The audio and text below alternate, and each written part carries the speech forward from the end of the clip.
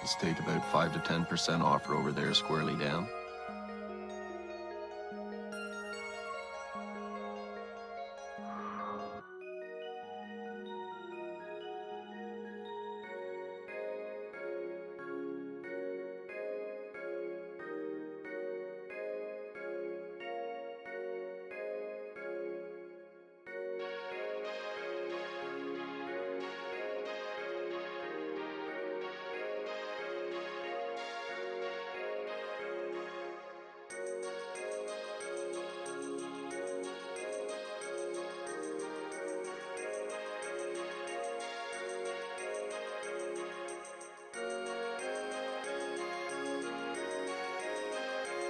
Woo woo!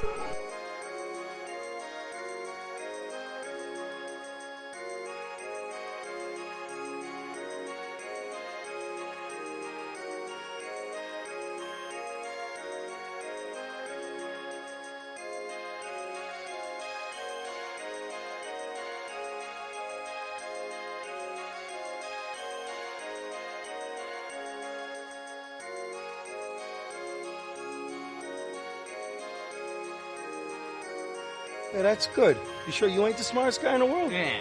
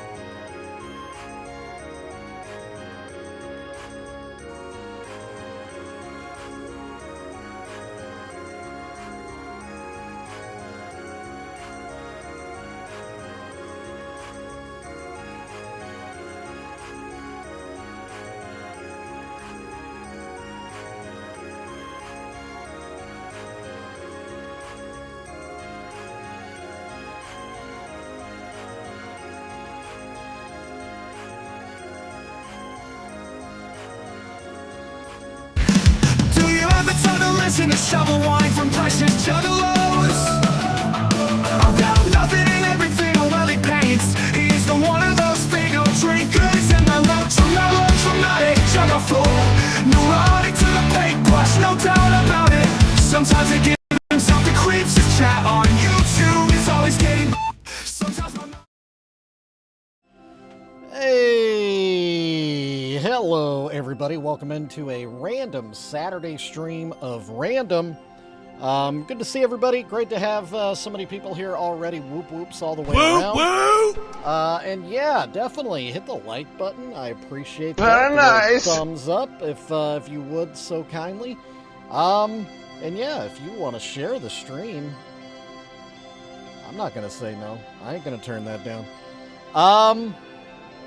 Oh, you know, it's just a Saturday, you know, just a Saturday. Just got nothing better to do, so we're gonna paint some stuff. The guesses are already in the chat. What flavor of Faygo am I going to drink today? Seems to be a bit of a debate going on there. Let's go ahead and start the vertical stream because, you know, why not? We got nothing better to do. Okay, you ready? Post Malone? Am I drinking Post Malone soda? No, I am drinking the Dr. Faygo. It's just what Dr. Faygo ordered. So that's what we're doing.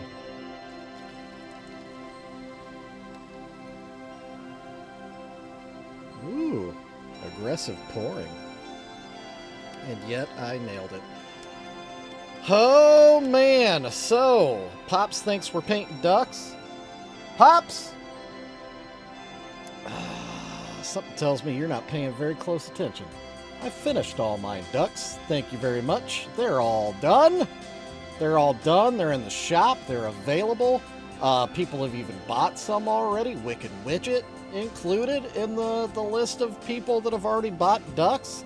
So, actually, I ordered more ducks this morning because they're already selling pretty well. So, yeah, I got my ducks in a row.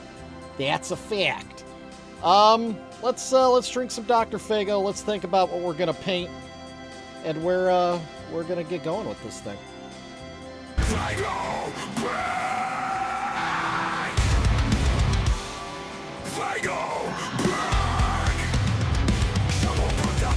What's up, Bob?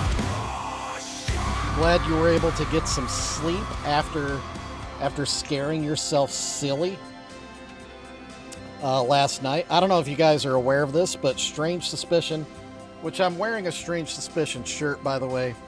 Is it the one I was wearing in yesterday's episode? Yeah, it is. I didn't change my shirt. But,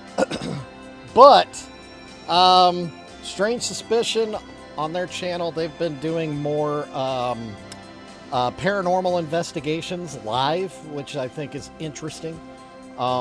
So if you're into that kind of thing, definitely go check out what they're doing over there. They're doing a lot of interesting stuff, and I mean it's riveting. I will say it is riveting, and it's scaring Bob. So so if you're into hearing actual fear in the voice of a grown man, yeah, tune in for sure. They did, yeah. Bob, really, I do like that skull y'all got, the one that lights up and changes colors. I don't know what this hand gesture has to do with that, but it's what my body said when you think of that skull. This is the motion. I don't know. Okay, what are we working on today? Well, we're gonna take it back. We're taking it back. All right, we're taking it back. We're gonna paint some actual Precious Juggalos. It's been a minute, and I'm dumb. These were sitting on my desk the whole time. These are some real good ones. If you remember this one, we paint this little Juggalette, and then we paint her own tiny little Precious Juggalo on the desk there that she is just in complete amazement of. That tiny little face, I can tell you from experience, it's hard to paint. So enjoy that while I do that. And then there's this one, of course. There's a burp. We called this one Butthole in a Box. We got a Juggalette here holding a little puppy to dope. And I believe, if I remember right, this brand new little pupper here was a Puppy Mac. So, yeah, JR, I just started, and I'll probably be going for a couple hours. Probably. Maybe even 3. I don't know. I don't know.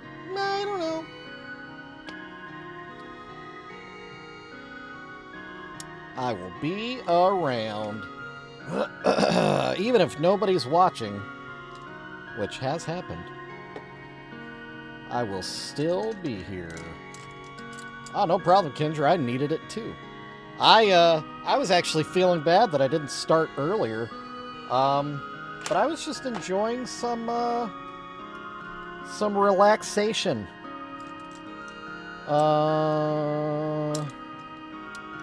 Watching some TV. You know, watching some TV. All right, Doc. Have fun at the party. Hopefully it sounds like this. Gothic baby, awesome to see you. Definitely awesome to see you. I'm glad you were able to jump in today.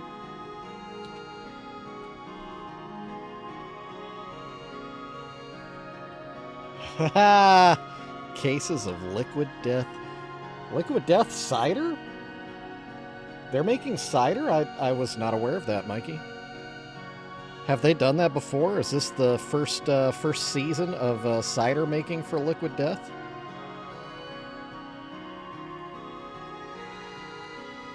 I was unawares. I've been meaning. Have you tried the Fruity Pebbles Liquid Death? I've wanted to. I just haven't pulled the trigger on it. Just haven't pulled the trigger. Psycho Cider. Oh, really? Wow, how have I missed out on that? All right, well, here you go, breaking news.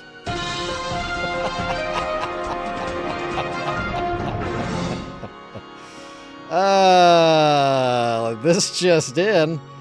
It's been going on for years, but I just found out Liquid Death makes cider, y'all. That's pretty amazing. I'm kind of stoked on that.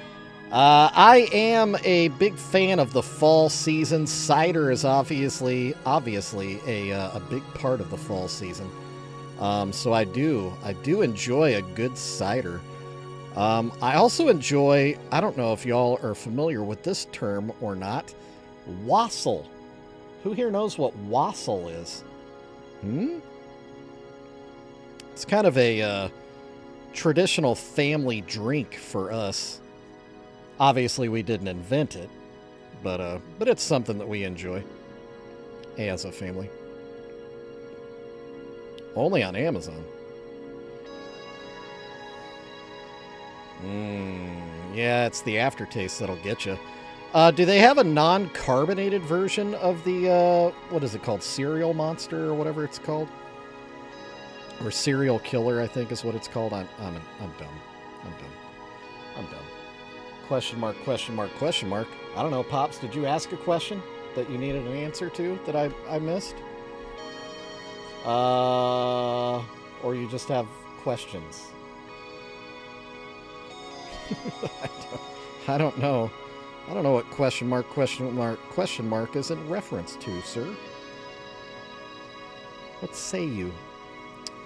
What say you, sir? Oh, is that in response to serial criminal?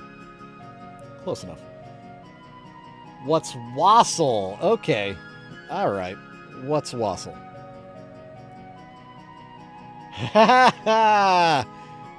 Weird Bob knows what wassail is.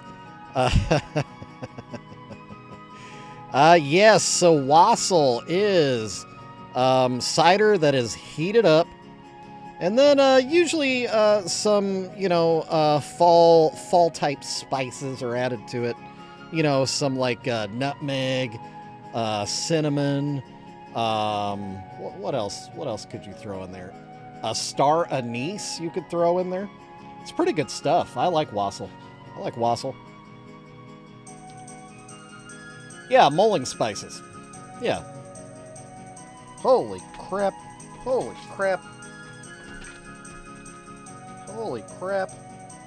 That was a giant spider that just jumped out at me on the floor. Wow, this dungeon is getting dangerous. It's really starting to heat up around here with the bugs.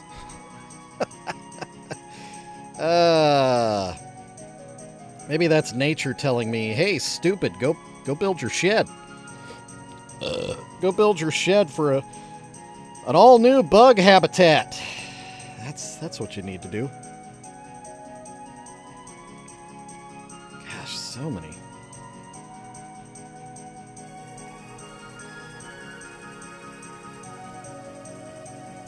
That was a big old puppy, too.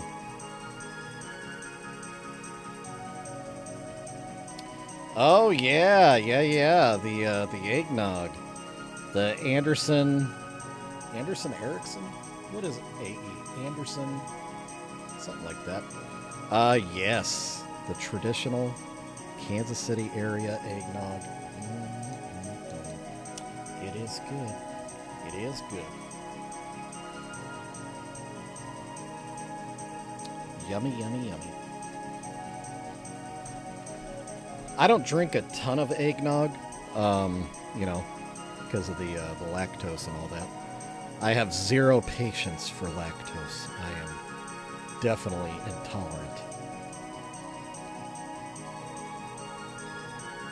It's just how I was raised. It's tradition.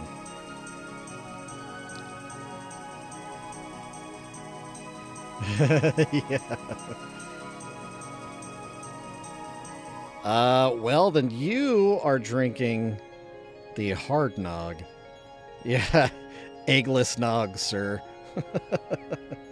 Is there vegan eggnog? I'm sure there is.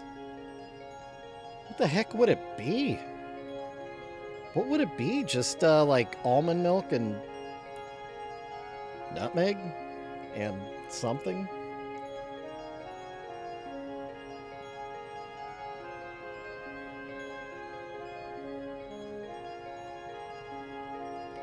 Yeah, my dad always liked eggnog. We didn't always have it around the house, but sometimes if Dad was feeling froggy, he would throw some money on eggnog.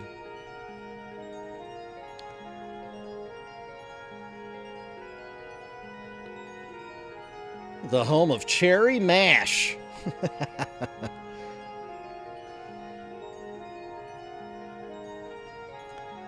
I like a good eggnog. I like a good eggnog, but yeah, I can't go nuts on eggnog. It hits me hard. Ah, what's up, Nunya?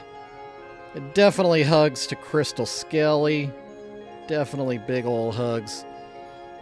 Big ol' warm Saturday hugs to Crystal Skelly. Hope she's having a good Saturday.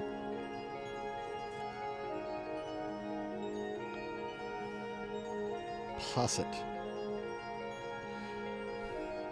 Yeah, eggs have always been pretty symbolic of life, specifically new life.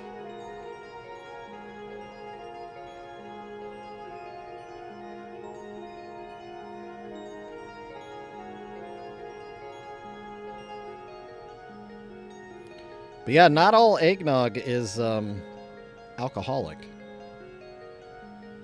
And I kind of feel like there should be a name for the difference. You know what I mean?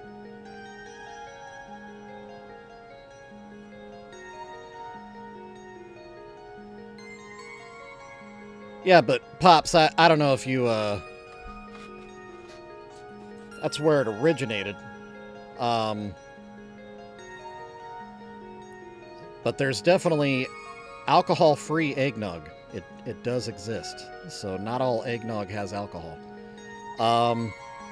Anderson Erickson obviously doesn't have alcohol. I'm not even so sure it's got eggs.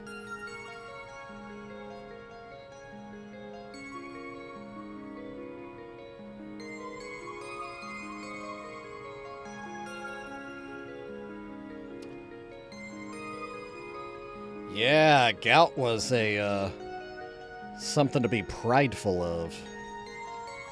Prideful.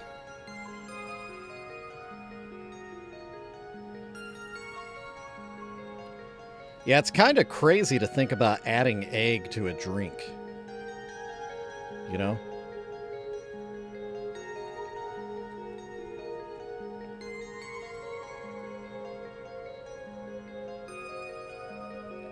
Well, I don't know if all eggnog has eggs in it.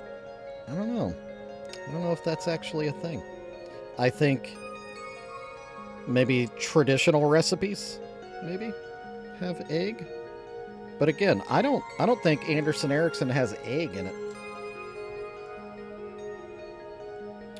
Yeah, not all does. Not all of it.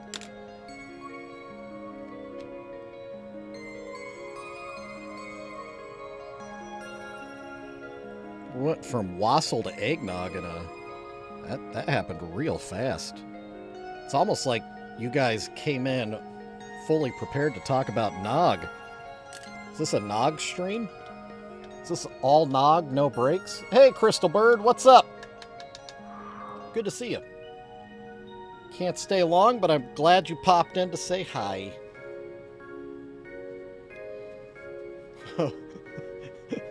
By the way, hi!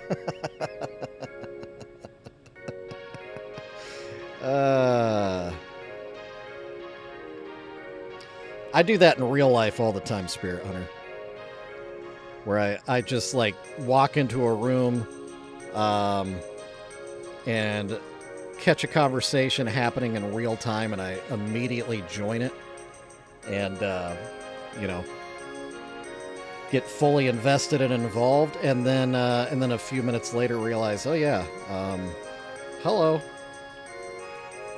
I'm here. Out of a Christmas shoe? Is that a thing? Dude, Bob, we've never done that. I know there's that must be, you know, that maybe that does come from Germany. There's a lot of German traditions of drinking, specifically alcohol, out of boots and shoes and whatnot. I don't know why. But yeah, I've never seen anybody drink eggnog out of a shoe, but now that I think about it, I guess that's not too alarming. Gelatin? Ooh.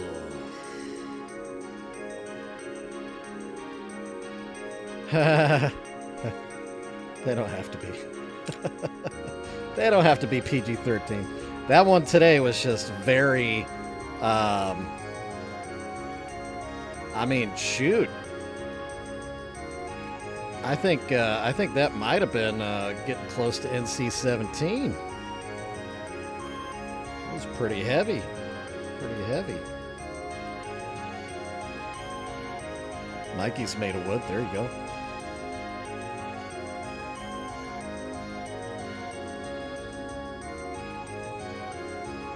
Yeah, if you know, you know. Yeah. Hey, Ginger Crack, what's up? Good to see you on this Saturday. Woo woo! Hope you're having good times. I'm sure you're staying busy now that school is back in. Uncle Donnie? One of us. One of us.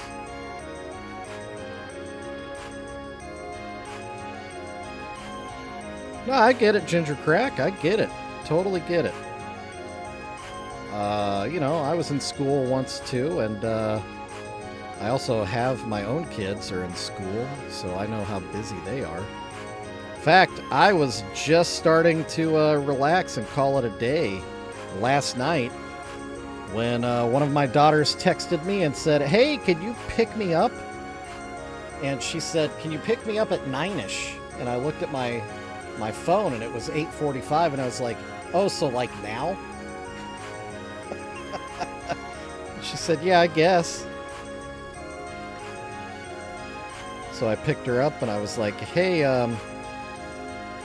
next time if you want to be picked up at 9:30, just say 9:30. Don't say 9-ish, because 9-ish to me means, you know, right around 9. And she said, "Oh, I didn't even realize what time it was when I texted you." But yeah, fact of the matter is I had to drop everything. Drop everything. Put my shoes back on. Ugh. But I did. But I did. Turns out I like my kids.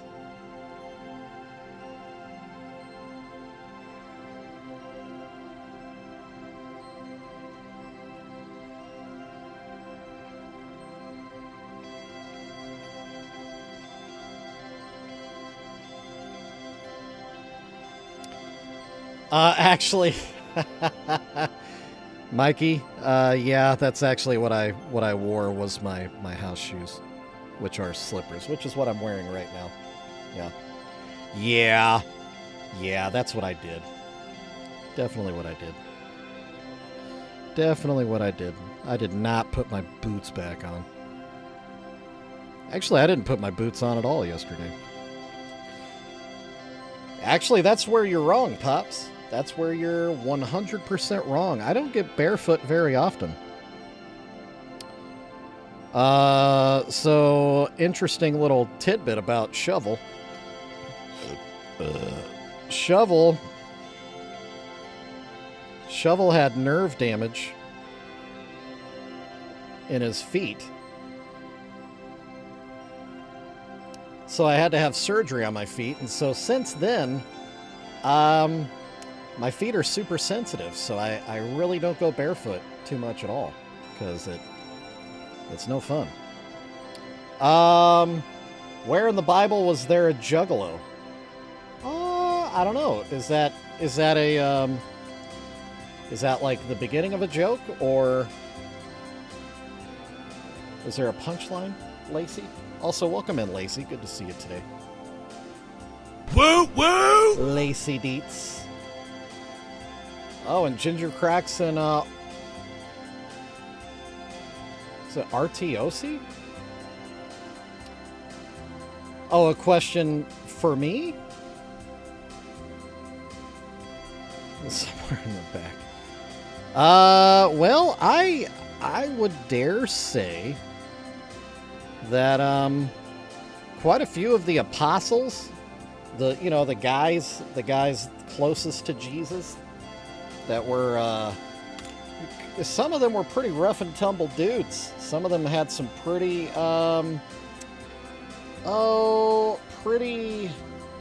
pretty dirty jobs, pretty rough work, pretty salt of the earth type of jobs. And as it turns out, in the stories, they interacted with the public in some pretty wild ways. So yeah, I don't know. I think maybe some of the followers of Jesus Christo himself had some juggalo tendencies. Yes, somewhere's in the back pages. I'm sure there's probably an Old Testament jug in there somewhere too. I don't know if y'all remember that guy Noah.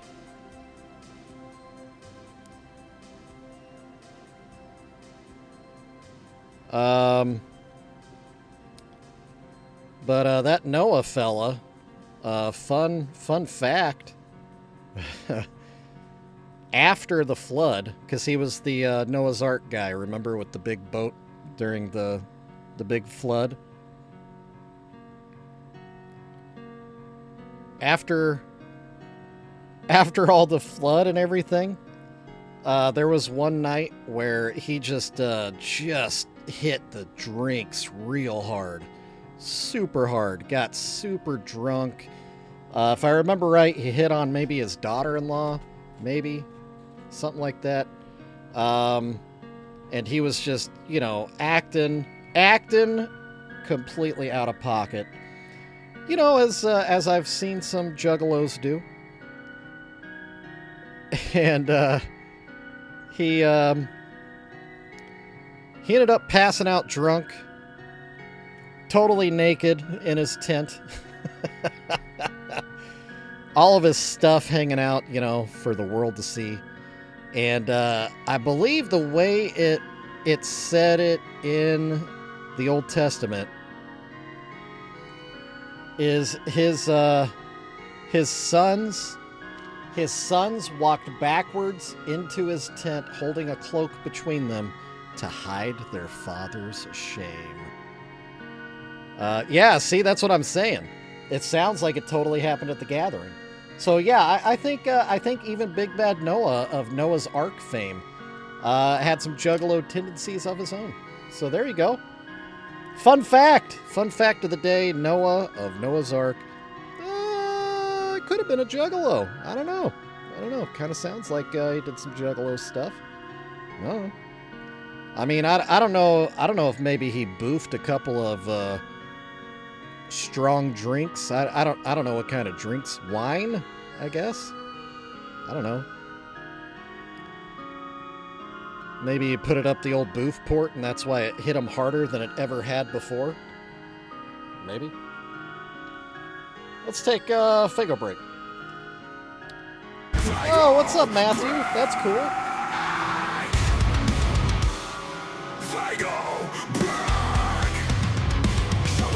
Stolen trumpets, yeah.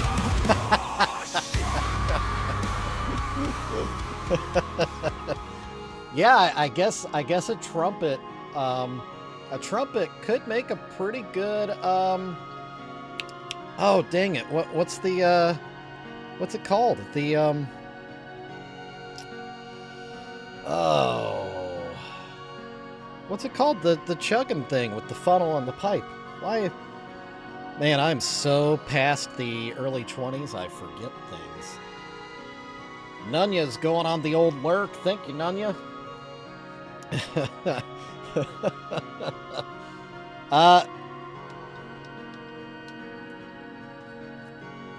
How was my gathering? Thank you for asking, Matthew. It was really, really good. I had a really, really good time. I didn't have any Noah incidences.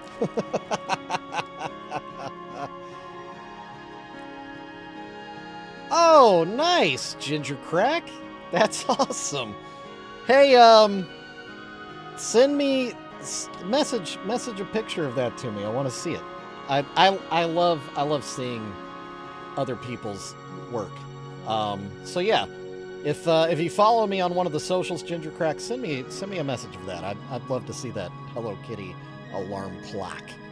To answer your question, Matthew Rose, the gathering went very, very well for me. It started off rough. I'll be totally honest. I almost, so I went, it's called Day Zero. The day before Day One is called Day Zero. I was at the gathering Day Zero because somebody told me I had to be there. As it turns out, I did not need to be there.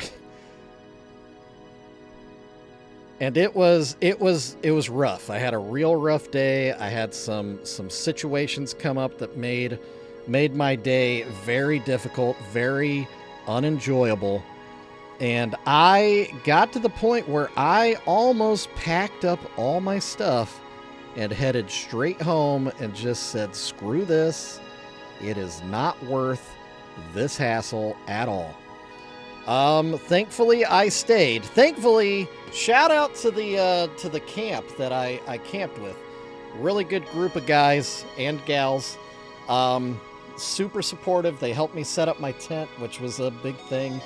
That was part of the struggle. I was having kind of a breakdown. But yeah, so they helped me set up my tent and get everything kind of settled and situated and calm. And then the next day, the whole experience just started a good, steady progression towards awesome. And by the time I left the gathering, it was one of my favorite experiences of my life. It went really, really well.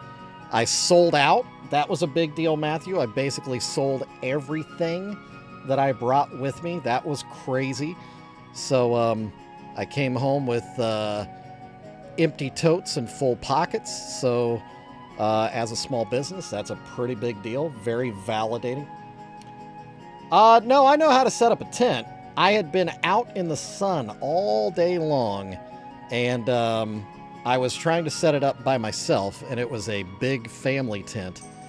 And so it wasn't an easy setter-upper. And I stepped on my glasses and yada, yada, yada. It just wasn't good. It just wasn't good. But yeah, some of the people from my camp AAB, they basically took the project over for me and fixed it.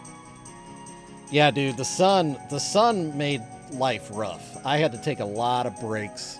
Now that I've been there once, I kind of know what to expect next year. And next year, I'll probably be a lot more involved. I'll see a lot more shows. That's one thing I didn't do this year. I didn't see a whole lot of concerts.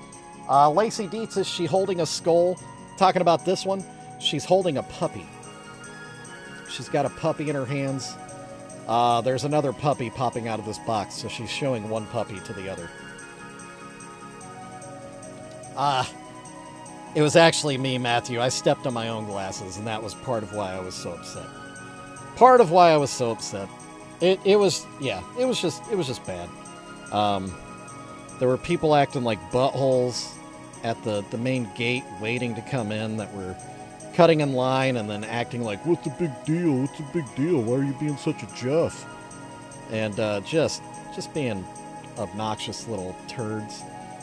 So that wasn't a great start. But on the flip side, on my other side of me in line, was a real cool couple that turned out to be fans of mine that didn't know who I was, in like seeing me person to person.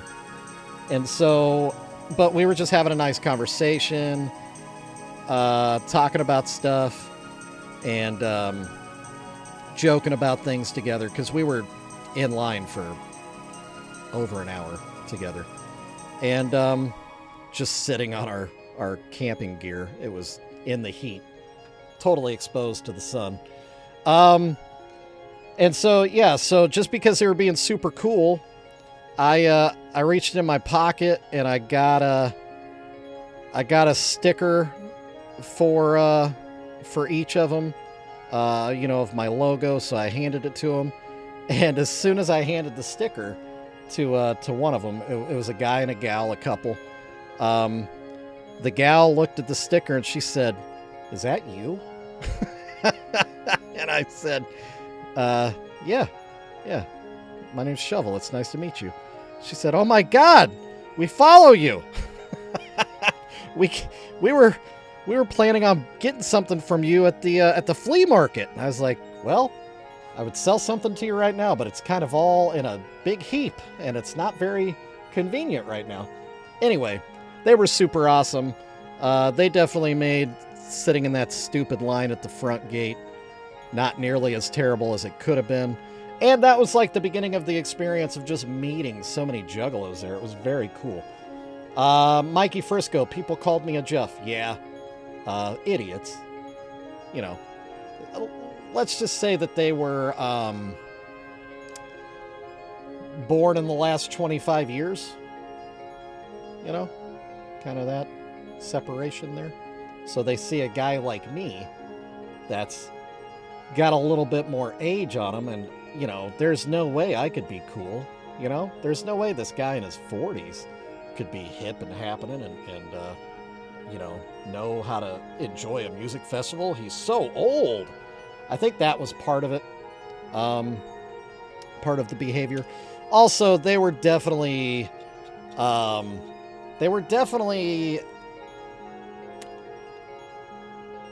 the type of people that I think you would see at most like camping music festivals like Burning Man or Lost Lands or whatever. The ones where you camp and do a lot of drugs, and really that's the experience, is just doing all that. And I'm not about that life. I'll camp. I will camp. I will enjoy the music, and I'll enjoy talking. But I don't really throw down with the hoedown when it comes to the, drugs. I don't even drink anymore. And just so you know, that doesn't make you a Jeff. That just makes you a juggalo that doesn't do that stuff. It's okay. We can coexist. You can do all that stuff around me. I'm not going to be weird. I'm not going not going to stomp on your party, you know, whatever. But on the flip side, don't look down on me because I'm not doing the things that you do. You know, we don't all have to do the same things. We can enjoy things. We can enjoy things together. Anyway, I did see those kids later on in the festival, and I don't know if it's because they had figured out who I was in the scene, but one of them did come up and apologize a couple days later. And, you know, I don't hold any ill will. You know, it's whatever. It's whatever. Bob, honestly, I don't even remember. I don't think you did, which that, you know, I do appreciate that. If you offer me whatever you're imbibing or enjoying, and I turn it down, you know, it doesn't gotta get weird. I just, you know, just ain't my bag. Yeah, straight edge. The triple X's, bruh. I did live in that generation, so I do know what straight edge is. But yeah, a lot of people, once they realized I wasn't about that, they were cool about not continually offering me the same things over and over and over again. And again, even if they did, I would remind them a couple of times, but if it just wasn't clicking, you know, I would just say no. No, I'm good. Because I also know if you've been past it a few times, you might actually have some problems remembering what I said, and that's okay. That's okay.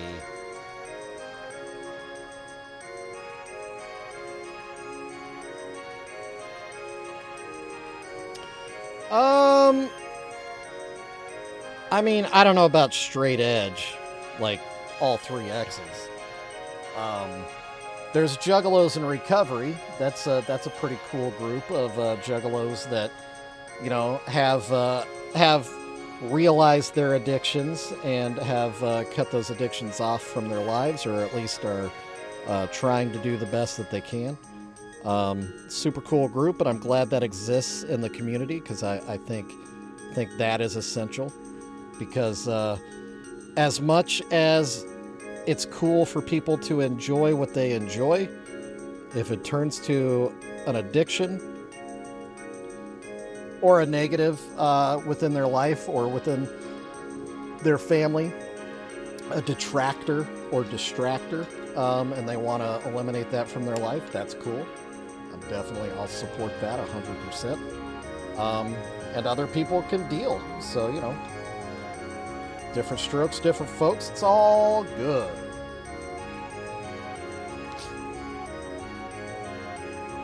Because that's also part of my story. I did used to drink. I used to drink quite a bit. I don't anymore. Yeah. I will say, to be totally honest and upfront with everybody, I did have an edible at the gathering, but it wasn't like it wasn't for like mind alteration or anything. It was to regulate some pain, and it actually worked really well. Shout out to Unhappy, actually. It was Unhappy that gave me a gummy. It was like 5 milligrams or whatever, but you know, we talked it through because I kept telling him I've never taken one before. I don't really want to take anything because I don't want to open up a doorway to something that could be problematic for me because, you know, I have had problems previously.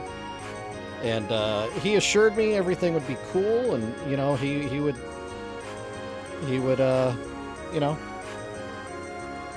because Unhappy and I are basically the same age, same build.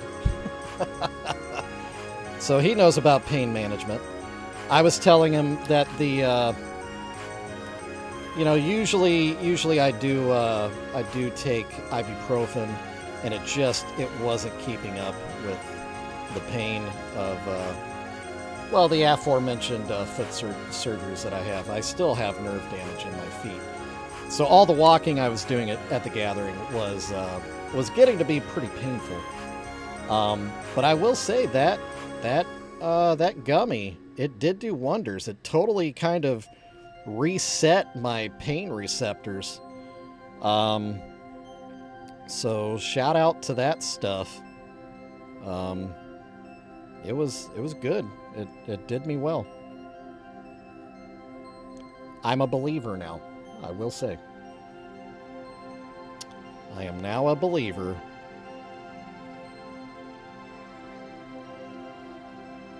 But that doesn't mean that I'm gonna smoke whatever you pass to me.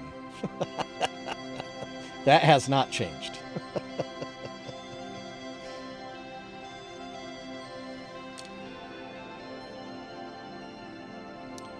No, Mikey. No.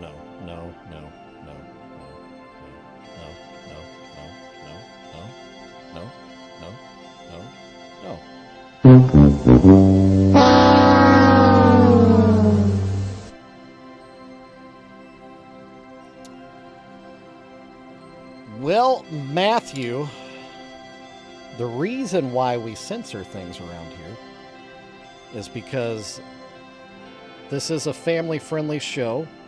There are kids that watch this stream.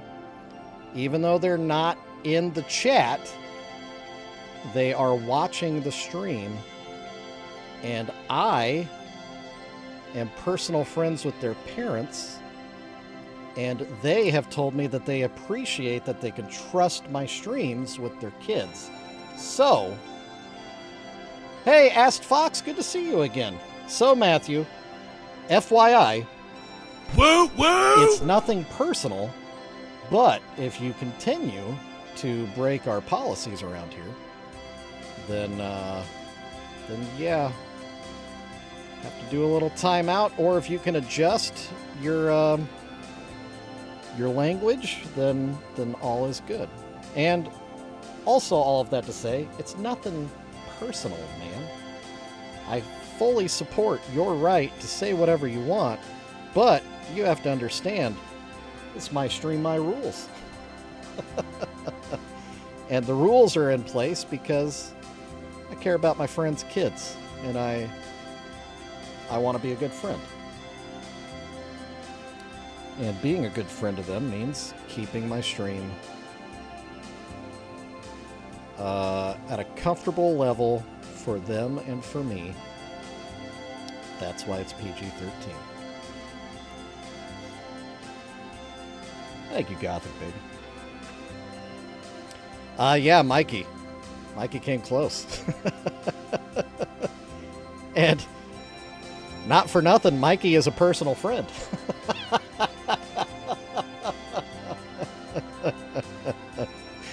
Yeah, Mikey was pushing the limits.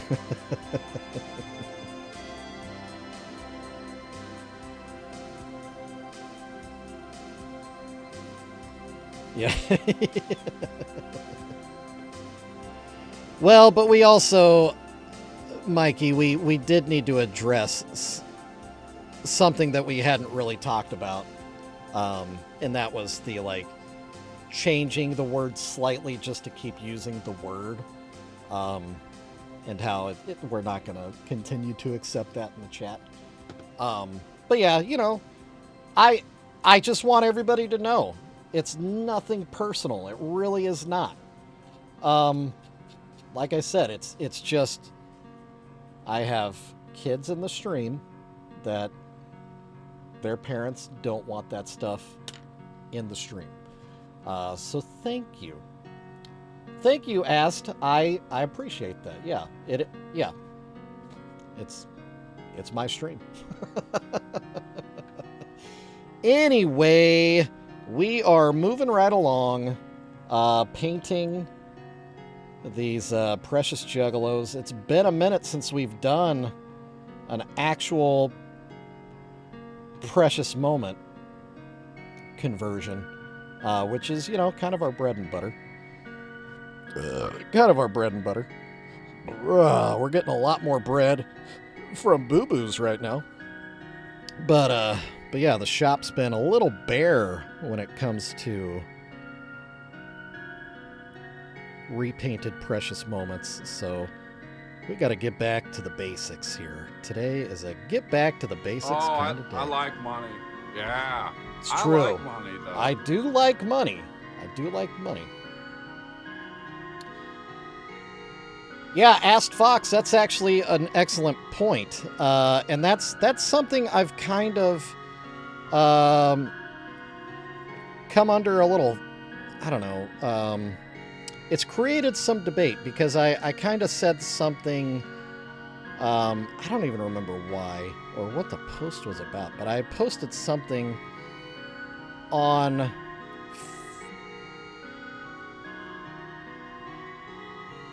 I don't, Matthew, I don't know, man. I don't know. I don't know what you got, because you also have to understand there's automatic moderation in the chat. So if YouTube sees something they don't like, they automatically cut it off. So, you know, I don't control that. I don't know what you said. I'm not paying that close of attention to every word. But if you come in and you want to call me a dickhead one time, okay. But let's not do it several times in one stream, you know? Did you know Violent J's daughter is a furry? Yes, asked Fox, I did know that. And I will say that the Violent J's furry head, it has the character has a name, but I can't remember what it is. I love it. The having the face paint in the fur is incredible. I love it. I love it, love it, love it. Yeah, actually, that's Mikey. So that's kind of a good point to bring up. So obviously, butthole is kind of a common denominator in my streams because it's. Oh, is she not? I did not know. That's straight from someone on the inside, someone with an inside track. Weird Bob dropping the knowledge because he does actually know. But yeah, so butthole is kind of an accepted. I don't want to say exception because it's not like a graphic rated R word, butthole. It's a bit offensive, but it's not like it's not nearly as graphic. But point being, YouTube auto moderation will hit butthole for some reason. It'll kill butthole in the chat. Even though I've tried to tell it, butthole's okay. We talk about buttholes in this stream. I paint buttholes. Butthole is you know, it's part of Precious Juggalos culture. But YouTube don't care. They'll just keep censoring that. Cigar burn.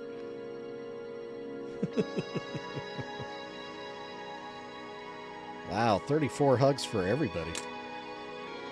Actually, probably more.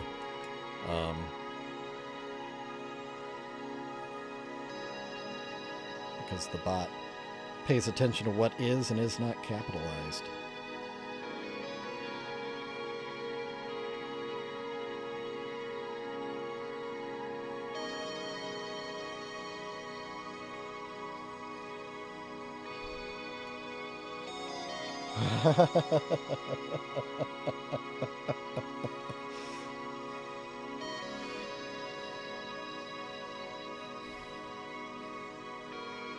Thank you, Kendra. Yeah, the hug command really works better over on Twitch. Because on Twitch you can in the chat you can put in that exclamation point hug and then hit the @ symbol, and you can you can tag it right into a person with their actual account name, and it just looks cleaner in the chat. It doesn't look weird. Lacey Dietz. So these all come from a lot of different places. Kung Fu Joe. These come from, they do come from thrift stores. Some of them are donated to me from fans that will just send me precious moments that they've found or you know, they got after their grandma died or something and they just have no use for them. They see what I do with them and they like it, so they'll just send them to me. And more often than not, when that happens, they'll send me a few. I'll paint one and send that back as like a thank you. But yeah, I've gotten them from thrift stores. I've gotten them from antique stores. I've gotten them from eBay when I've needed to have a very specific one for a very specific reason. Facebook Marketplace, I've found them there. Yeah, the boogies. The Homco number 1420 that becomes the Boogie Woogie. Those are kind of hard to find.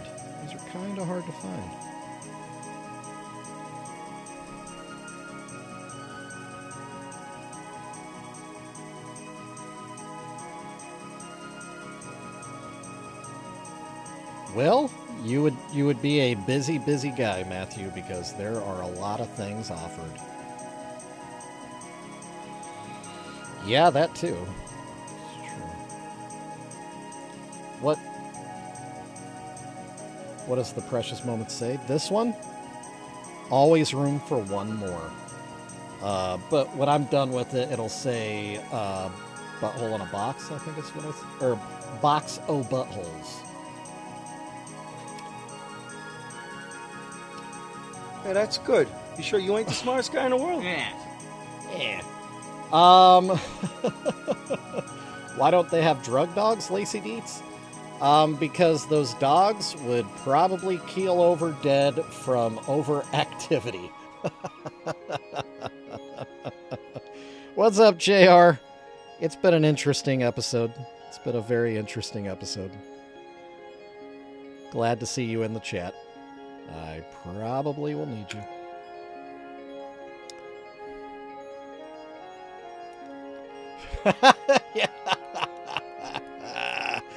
JR with a zinger.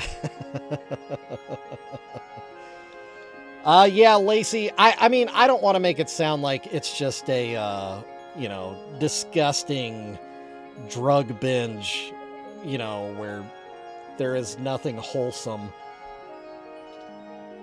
It is, there are really cool things that happen at the gathering that are not drug centric.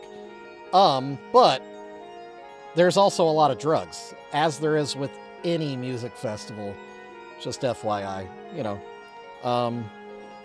So I don't know, popular culture tries to paint the gathering of the Juggalos like it's some kind of, you know, just cesspool of filth. But really, all the activities that happen at the gathering of the Juggalos, they also happen at Coachella, to be fair.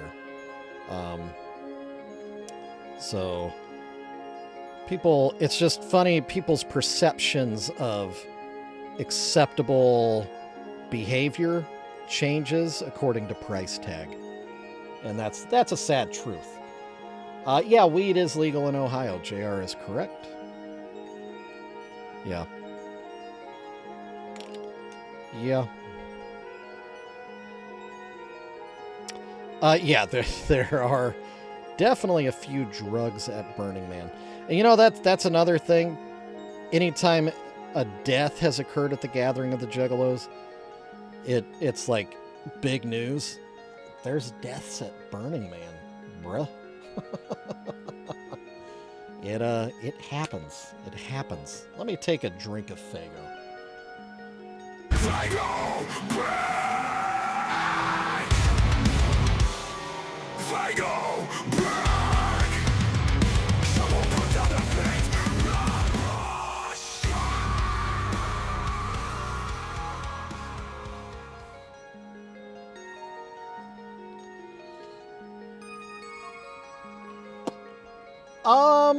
No. I did see that blood. That was crazy. Lacey Deets, no, because there are drug dogs that are trained to smell other drugs. You know. Yeah, they absolutely still make Ting. Yeah, I've seen it at our grocery stores. I haven't drank it in years.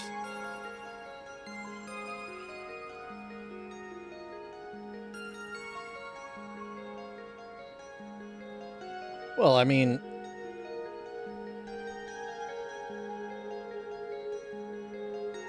if there was a very specific thing that they were trying to intentionally police out of the crowd, then they would bring in that specific type of dog. Yeah. I mean, they're not drug dogs, but they can train dogs to recognize the smell of cancer in humans. I don't know if you knew that. Dogs are amazing. They can really, really train some interesting things into dogs.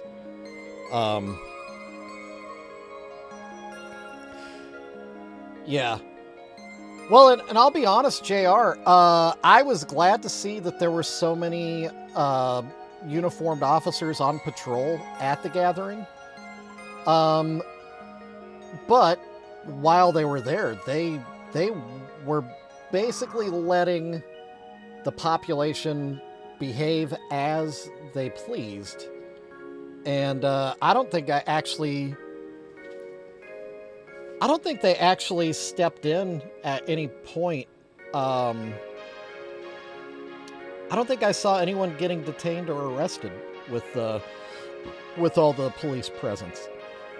So, in my opinion, I think they had just the right amount of police at the festival, and whoever was in charge of the police there did a very good job of training and explaining what was and was not tolerated. So in my opinion, I think it was really good. I think it was really good. It is indeed private property, yeah. But if there is something illegal being performed in direct line of sight of an officer, even on private property, then that gives him the right to detain and investigate. Just FYI. Because they've been invited onto the property.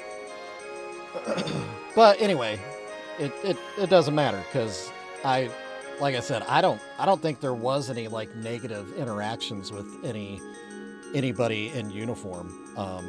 So like I said, I think the presence was appropriate and handled very well, in my opinion. In my opinion.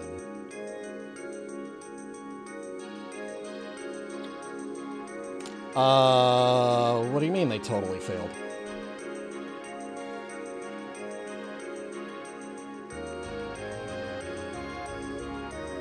There were also a lot of medical calls. I definitely saw a lot of medical.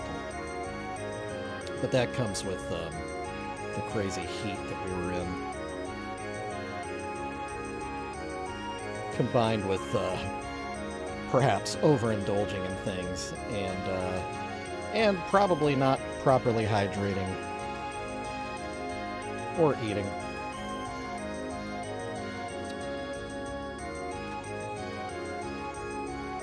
Right, but Lacey, what I'm saying is, at the gathering, you know, there are things that are happening that, you know, you wouldn't be tolerated in like a McDonald's, you know, because that's not the time or place for it.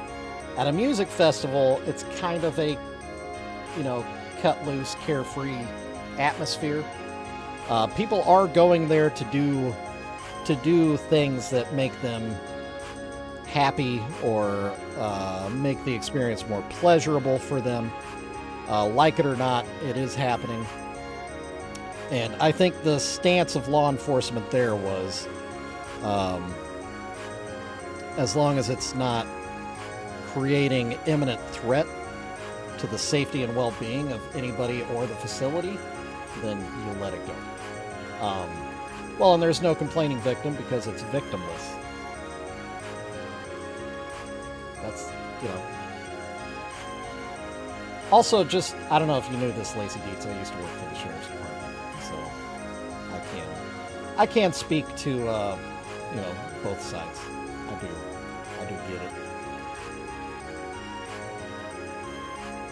Yeah, that's kind of what I'm saying. No complaining victim because there is no victim.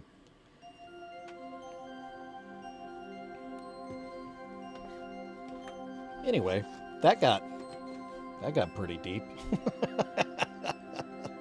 Oh, these streams are so weird sometimes. Welcome to Live Painting and Chill with Shovel of Precious Juggalos.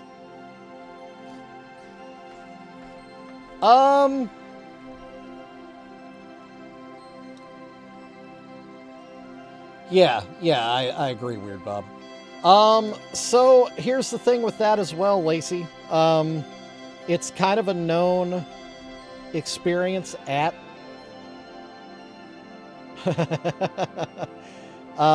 it's kind of a known thing that at the gathering there are definitely people that choose to remove their clothing. And again, that's not something you could do at a McDonald's, but being a music festival, the lines are a little bit more fuzzy, a little bit more blurred. And I'll be honest, and I know JR was similar with me on this. People were showing their buttholes. I don't want to say constantly, but there was the opportunity to see several buttholes over the span of the few days. But I didn't see a single one, and you know why? Because I didn't look. You know, you see it coming. You know that somebody is preparing themselves to expose themselves. You look the other way. That's what I did. Didn't bother me.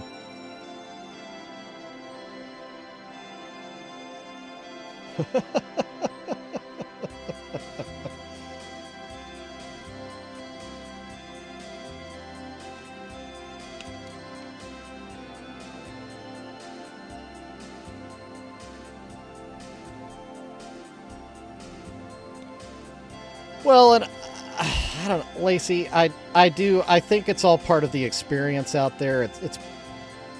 It's part of the culture, the whole butthole thing. I mean, there's a reason why I paint buttholes, because it has become a big element within not Precious Juggalos, good grief, Juggalo culture. So yeah, it just is what it is. It is what it is.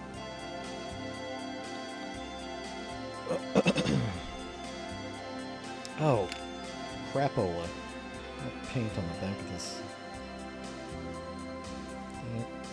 Oh my gosh, my nose is itchy. Strange, I'm wearing your shirt right now. Not your shirt. Yeah, that sounds weird. I'm wearing a Strange Suspicion shirt. I'm wearing merch. I'm wearing Strange Suspicion merch. Bob, I'm not wearing her shirt. Just FYI. That's not happening.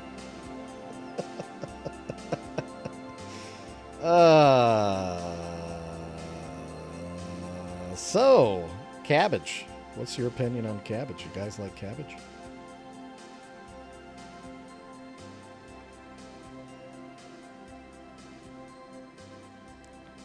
It's all good, Kendra. I'm trying to wrangle my paintbrushes.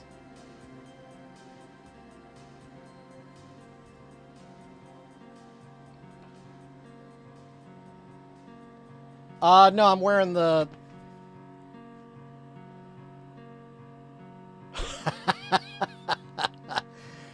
No, it's the van one with the raccoon, the clown, and then the mysterious second clown.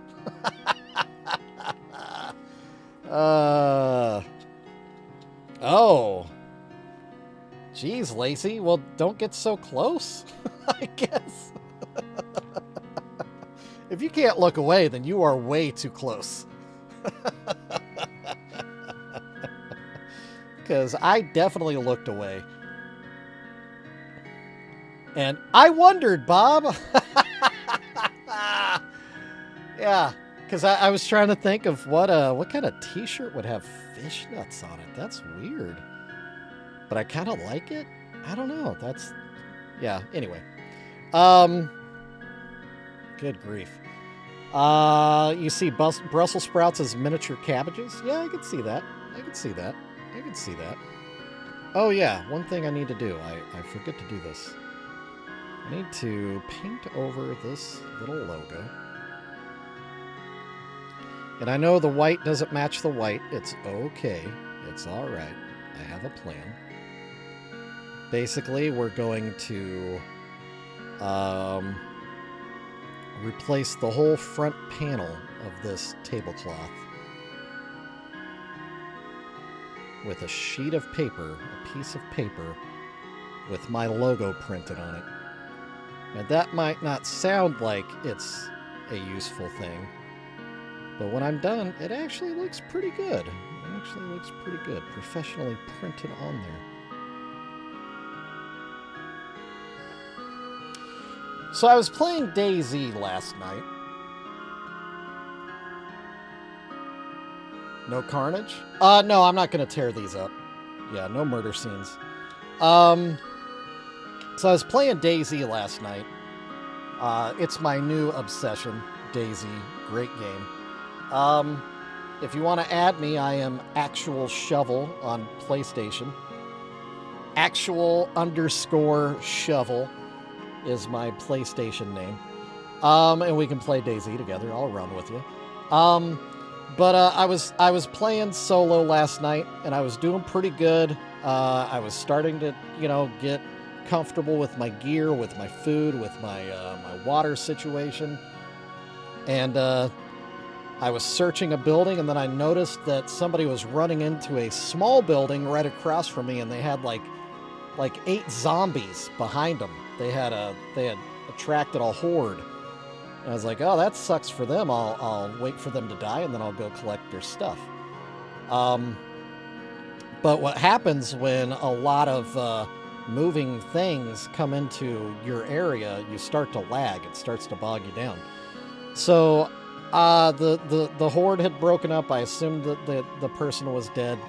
So I started making my way kind of around the area, but I was being kind of sneaky because I didn't know if they were actually dead, and I didn't want to die, and so I was kind of exposed out in the open, and then wouldn't you know it, the same idiot starts running in my direction with another horde of zombies behind him, and it was like a dozen at this point. I don't know what this guy was doing.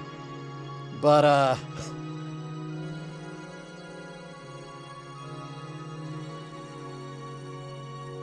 ooh, like a 6-foot-tall precious moment made of precious moments? Probably.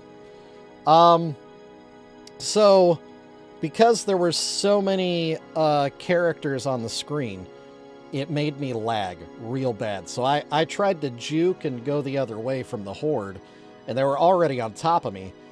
And because I was lagging, I couldn't do it, and it attracted some zombies my way. And it sucked. So I got knocked out by the horde, and they didn't kill me, but the problem was I passed out because of lack of blood, so when I finally regained consciousness, I was super low on blood, and outside of a blood transfusion, which I didn't have the equipment for, the only way to restore your blood, just like in real life, is rest. So I spent about 30 minutes laying on the floor, in game, waiting for my blood to stop flashing. And it finally did. And I went outside, and I was able to get all his gear because he died, which was cool. But then I realized, holy crap, I was laying on that floor so long. It's like 2 a.m. now. I gotta go to bed. So I'll have to hop back in later today and see what I can do with that character and the gear that I've got. Oh yeah, I should pay attention to my phone.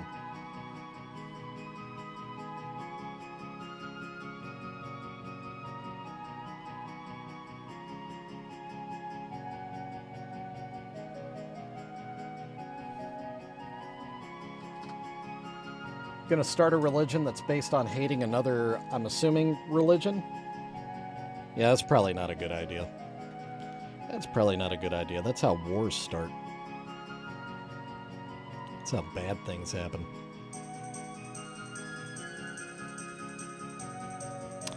But I will say, we don't talk politics or religion in the stream either. It is a relatively vanilla chat. So, just FYI. Oh, I don't know, Lacey. Then what? I don't know. Who are you?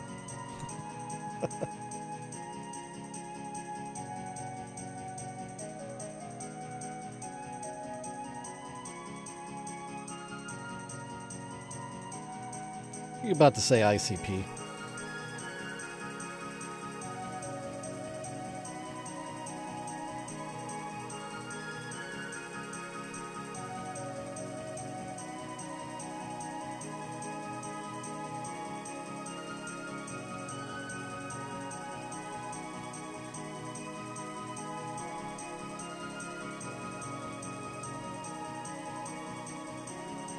Man, it has been a while since I painted a precious moment. Kind of forgot the nuances. Kind of forgot. Oh, so, Facebook Memories, right? Facebook Memories tells you what you were doing a year, 2, 3, 4, 5, whatever years ago, you know? And so I've been on Facebook for 2 years now as PreciousJuggalos. So it's starting to loop back, and I'm starting to get reminded of cool things that I've painted previously. Man, today, a year ago, was an absolute banger of a day. I don't know if you remember the... Hey, what's up, Tommy? Good to see you today. Good to see you. Woo woo! 10. I'll give you 10. But yeah, I painted the, I guess it was like a Roman soldier type of a precious moment figurine that was holding a flag. And I repainted the flag to be a show me your butthole flag. And man, I forgot how well that worked out. That one actually was a really good piece, really sharp. The lettering on the flag was actually really good. Like, looking at it, seeing it a year later, part of me is like, did I paint that? Hey, what's up, Clown Teriyaki? Woo woo! Good to see you today. I am drinking Dr. Fago, and I should probably take a drink of it. And we are taking it back to basics, Clown Teriyaki. We're painting some actual Precious Juggalos today. How about them apples, huh? It's been a long time. It's been boo-boos and ducks and other crap. I don't even remember. Cookie Monster, cookie jar.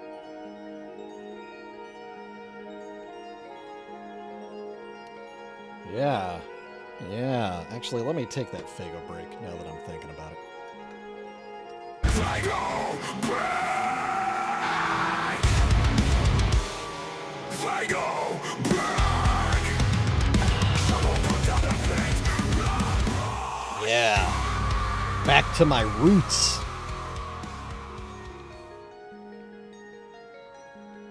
Actually, to tell the actual factual, the first figurines that I painted weren't actually Precious Moments.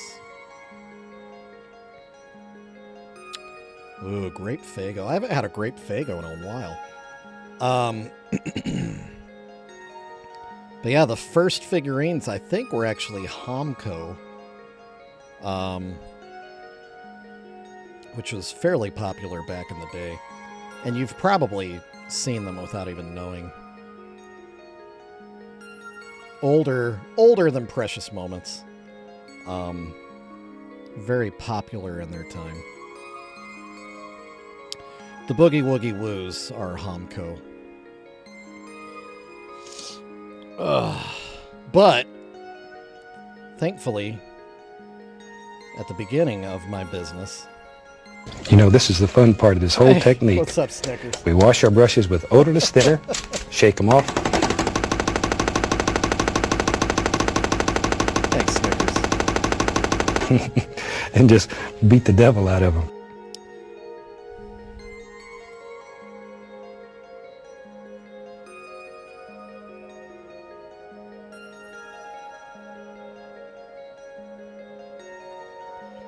Holly Hobby could be. You got one, I'll paint her. I'll do it. Don't threaten me with a good time.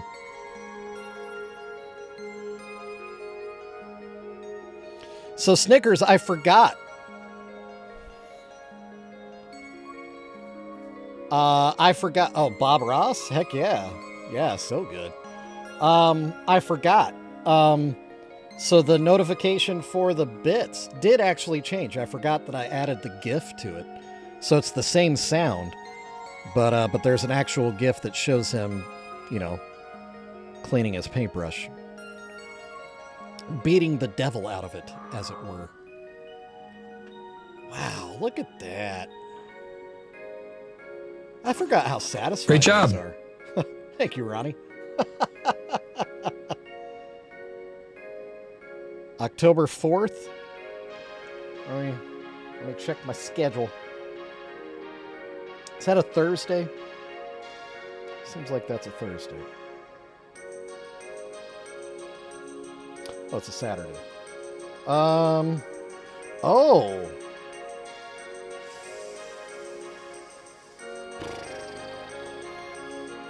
I'll have to get back to you on that. So K-Dog,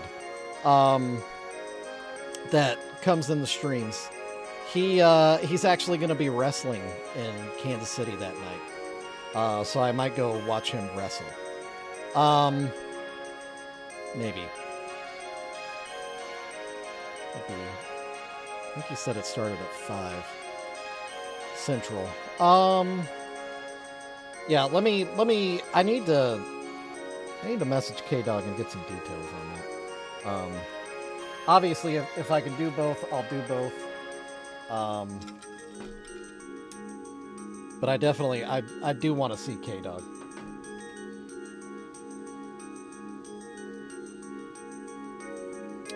Oh. Oh, so now you can't do the 4th either? That's funny.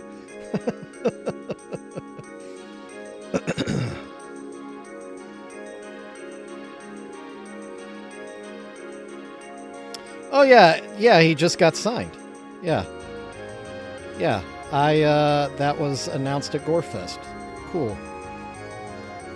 You've had him before, haven't you? I want to say your show is where I was first introduced to him. I think. By the way, if you didn't know, DJ Snickers in the chat does interview artists. He runs an underground, he runs online radio for underground artists of all kinds that you can listen to 24/7.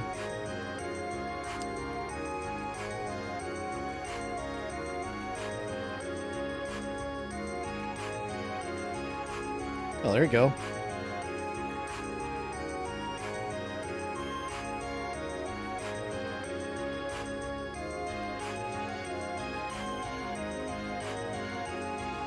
Snickers, did you see the insane poetry record that I found, by the way? At a record shop here in Kansas City? It blew my mind. In fact, I didn't even think it was real at first. Yeah, so it was his first album on vinyl. As Insane Poetry.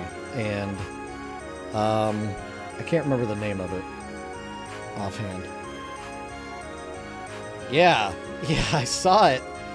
And I saw it said Insane Poetry, and I was like, no way. Oh yeah, I bought it. I absolutely bought it. He has? Because somebody else said that he was trying to get his collection up. Dang, dude, if I have to give it to him. I mean, I will. I absolutely will. But I was excited to have it for myself. But I get it. Yeah, if he's needing it, then I'll definitely give it to him. Okay.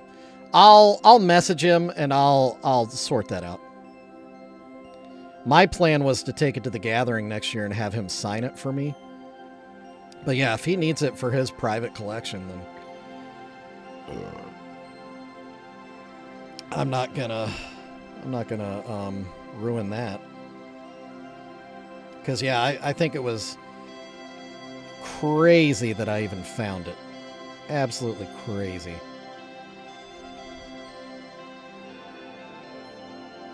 It was totally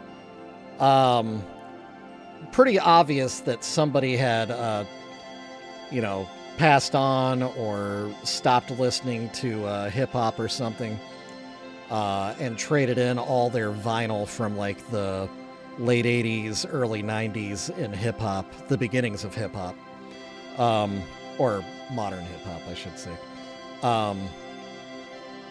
But the collection had already been gone through, so there weren't a whole lot of gems at the shop, but there was enough to tell you that somebody had a pretty legit collection at some point.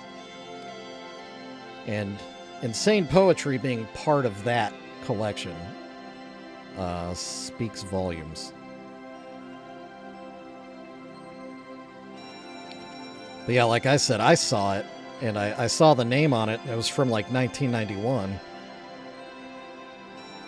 And I thought, what the heck? It's gotta be somebody else using the same name.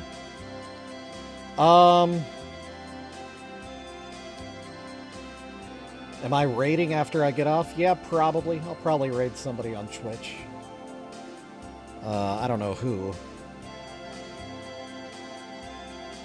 I'm not in a huge hurry to get off, though. I have somebody coming by, dropping off a Labubu to paint in about an hour and a half. But otherwise, it is a super chill day for me. My wife is at a craft/art show for her own creations that she does. She's a vendor there, so hopefully she's doing well. I should probably check in with her.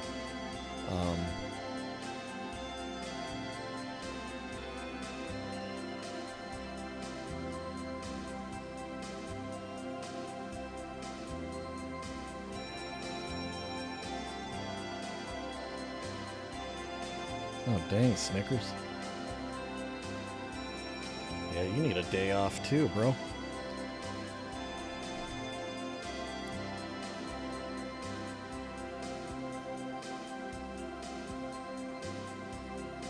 Yeah.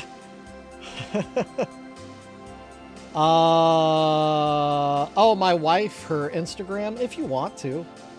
If anybody's interested. My wife doesn't do anything Juggalo related. She's not into it. But she does do something fairly cool. I know I'm not the only one here that's into like retro old school cool stuff. So my wife, she gets old bed sheets, old curtains, old character fabric from like the 80s or 90s era, and cuts them up and turns them into shirts. She also gets like antique or vintage quilts, and she'll cut them up and stitch them back together as jackets. And they're super cool. She does a really good job. She puts a lot of time into what she does, and she's very selective with what she uses too. So like she just got in a sheet set from Masters of the Universe that she'll be cutting up and making into shirts, and she got a sheet set from G.I. Joe,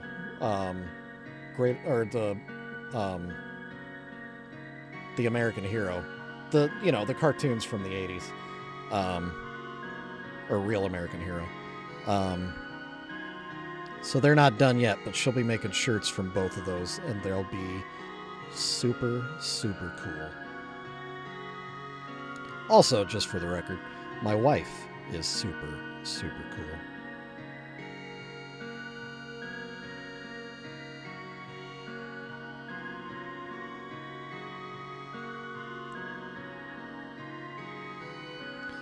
Which is funny, because the cartoon was only created as a commercial for the toys. Like literally, the cartoons were only made to sell toys. So yeah, the cartoon plots and everything were pretty thin. They weren't great cartoons, but boy, they sold the crap out of them toys, didn't they? They did their job. I've got some, or my wife does anyway, some Motu figures that she's selling in her eBay shop. I think she still has some left. We got some pretty nice ones. Off card.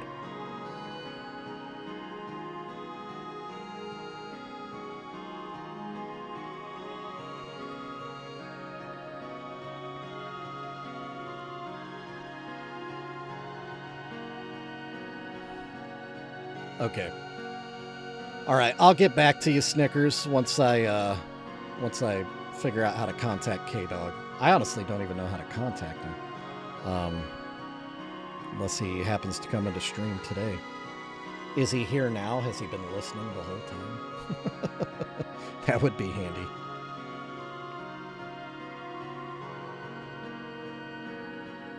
But yeah, how often do you get a chance to watch somebody that attends your streams in a professional wrestling match? Gotta take advantage. Yeah, you got it, Snickers. We'll figure it out. We'll figure it out, one way or another. If I can do both, I'll do both. I feel like I might need to use magnification.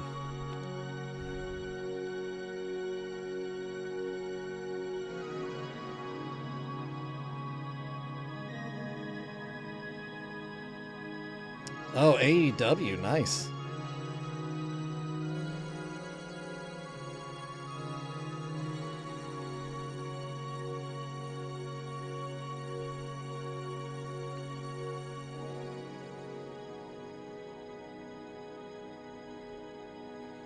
Oh, would you not get dinged for that? I thought AEW, or I guess I assumed AEW kind of keeps a tight reins on that.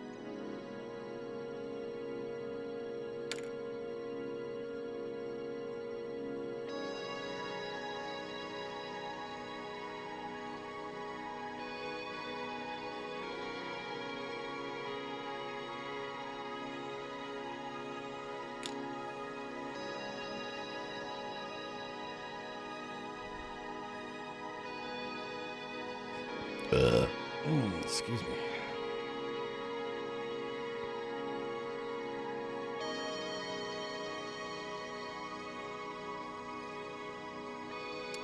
Oh, I gotcha. Okay.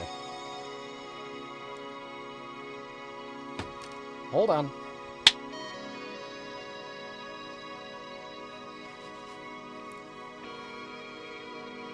Had to eliminate a spider.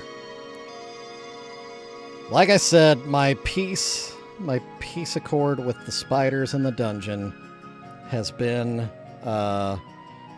vetoed. We are no longer on friendly terms. They failed to take care of the gnat population. So yeah, we're in open war, the spiders, the gnats, and me. So far, the spiders and gnats have not teamed up from what I can see.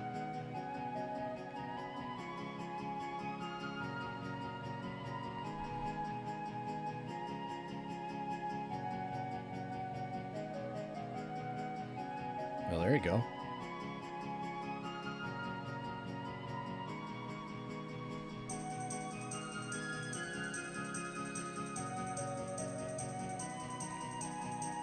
Yeah, my wife has a problem with spiders, like being afraid of them or whatever. I don't. I mean, sometimes if they're real big and whatever and fast, they'll make me jump, but you know, that's just the creepy crawly nature of them. But once I regain my composure, which takes, you know, mere moments, then I'm fascinated by them.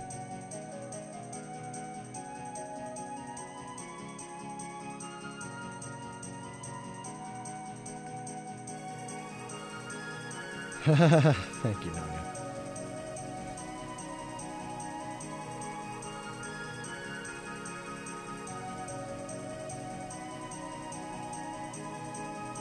Oh, dang, Snickers.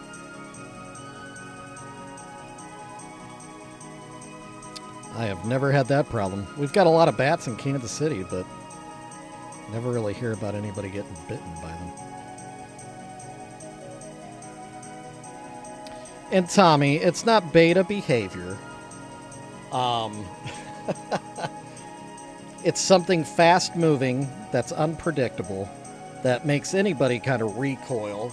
That's the fight or flight. You know, I can't help that. And then, like I said, it's that feeling is over as quick as it happens, and then it turns into, oh wow, yeah, look at that guy, look at you, big fella.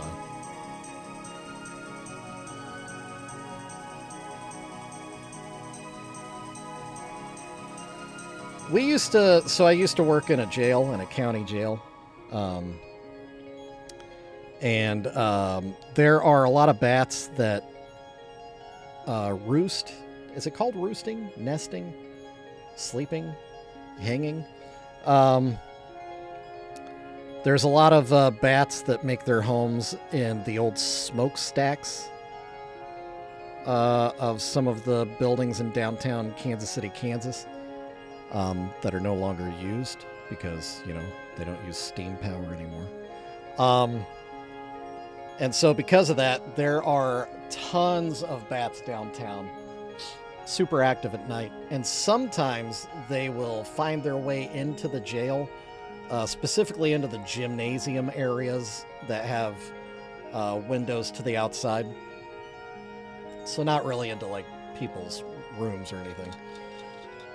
But anyway, they would get in and wouldn't be able to get out, and we would have to shut down the facility and call somebody in to get the bats, blah, blah, blah, blah, blah. But more often than not, those bats would be in there for a bit, and they would end up exhausted, and they would just kind of collapse on the floor. And we weren't supposed to touch them, but there were a couple of times when we just went ahead and, you know, picked them up with some gloves, or like kind of did the like the broom into a like dustpan type of routine to put them in a box and then take them outside. Yeah, Tommy, it is weird at night when if you're lucky enough to catch them kind of swirling out of a smokestack. It's wild. Oh yeah, Nunya, I would never pick them up barehanded. That's the bear. With my bare hands. Because, yeah, I know they carry disease. I ain't no dummy. I ain't no fool. Man.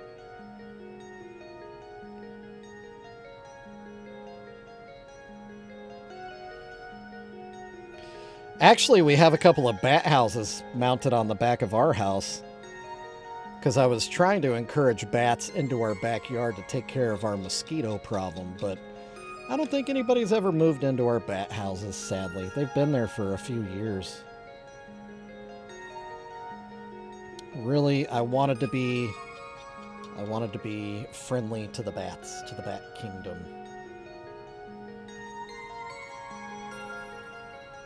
Yeah, snakes don't really bother me either.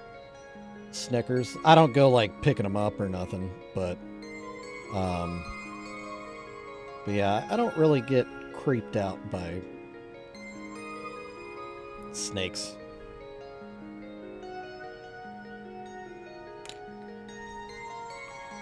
Oh, into your bat house? Yeah, I'd been told that they would naturally find it more than likely because we have such a population here. And if they didn't, there were things I could do. But I just mounted them up there and kind of forgot about them, honestly. Oh. Yeah. I know how that is, Tommy. I know how that is. You, the water or the houses? Because the houses are 15 feet off the ground. I don't have water up there, though.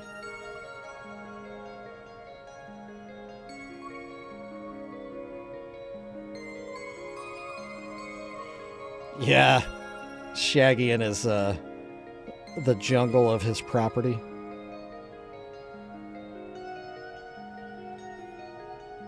But yeah, Tommy, sometimes, you know, I love animals.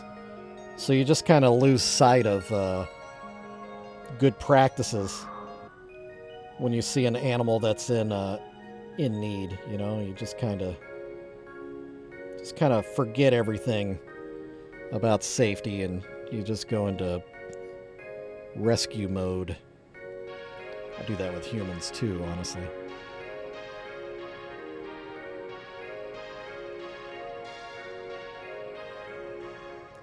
That has gotten me in trouble.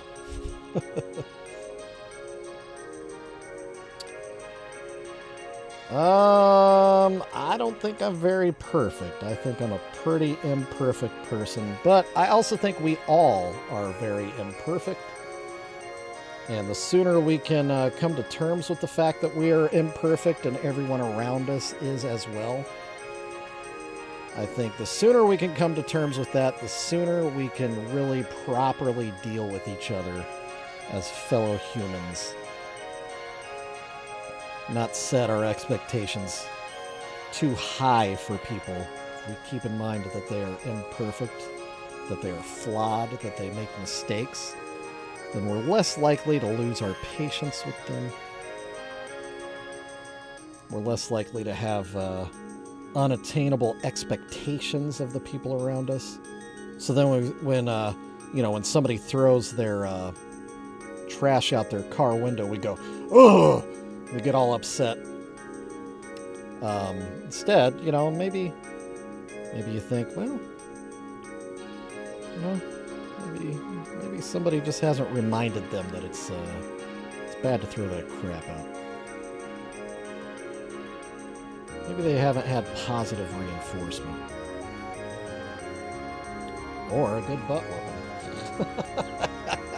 Because I think both are necessary. I 1000% think that there are instances where a good physical correction is a good thing. can render positive results.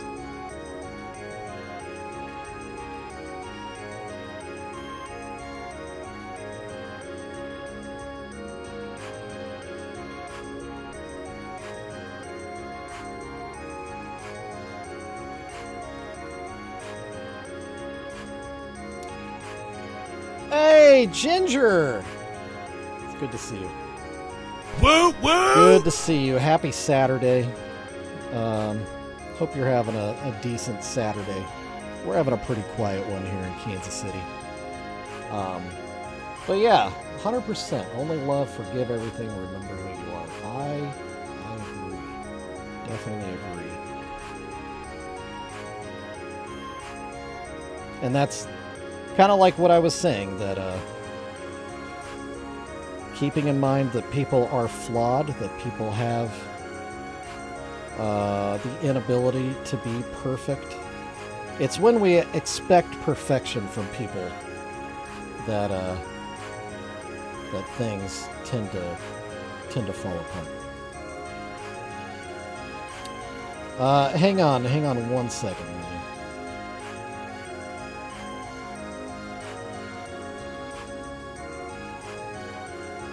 Ginger, we're going back to basics today. It's been a while since we've painted a precious moment. And I gotta tell you, it feels good. Feels good. Feels good to be back in the saddle, as it were. Although I did forget how small these things are. Ugh.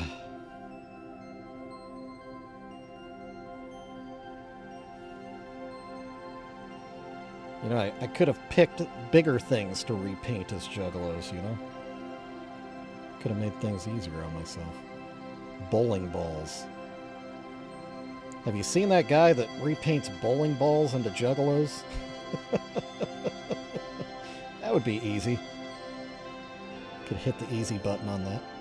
Oh, gosh. Oh, I forgot how difficult the angles are on this thing. Okay. All right.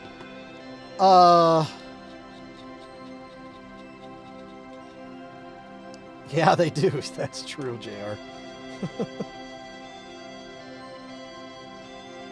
All right, Nanya. I'm gonna put on my my nerd goggles. While I get these out, I'm gonna push this button for you, okay? And Maya, if Maya is in listening distance, even if she's not, just because. Here we go. Here it comes. Send them to the slaughterhouse. A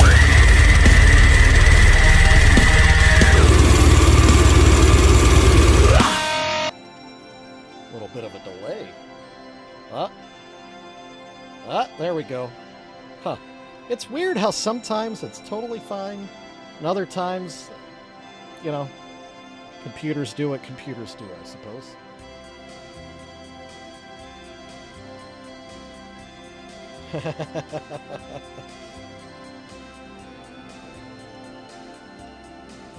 Oh, it's a great song. It's a really good song. Now I wish I could remember the the band and the song title. I can't remember. Hold on. Let me look this up because I feel like I owe it to them to give them credit.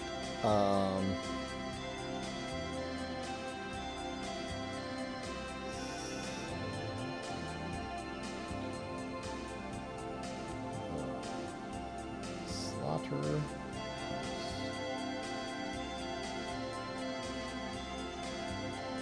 Oh, I was talking about bowling balls too. I think I brought up bowling balls. Okay.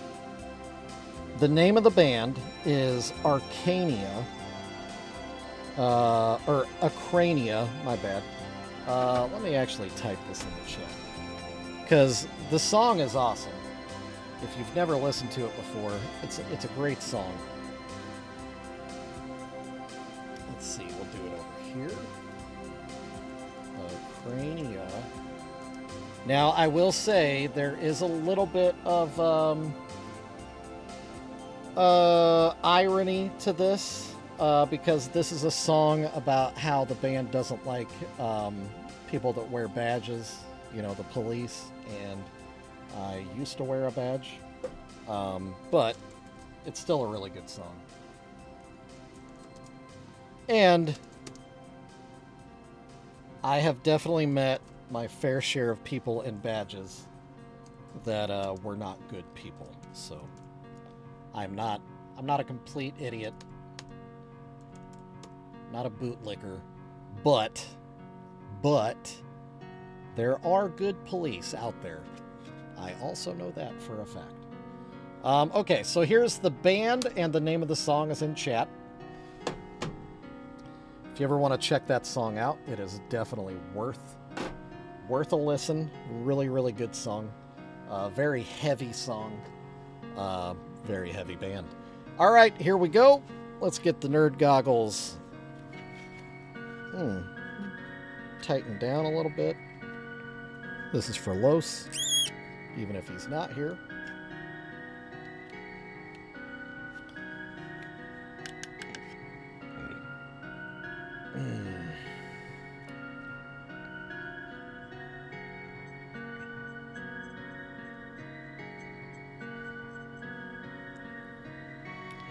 That's cool, JR.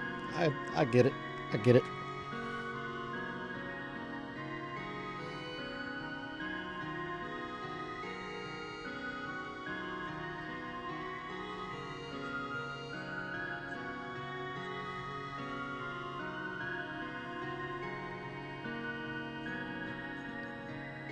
Is that a link to the song? Oh, my bad. Yeah, my bad. My bad. Let me put it back.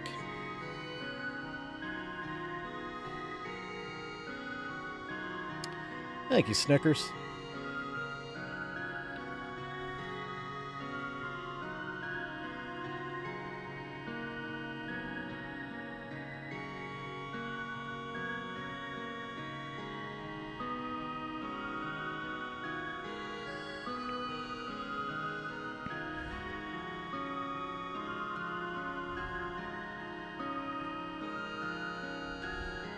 How did I do this last time?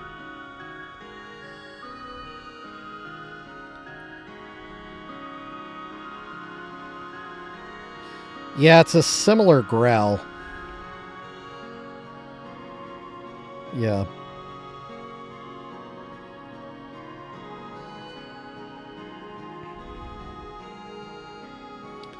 Yeah, the screaming style is similar between the two bands. Although I will say nobody can sound exactly like Alex Terrible. Alex Terrible is a very unique voice in the world of metal.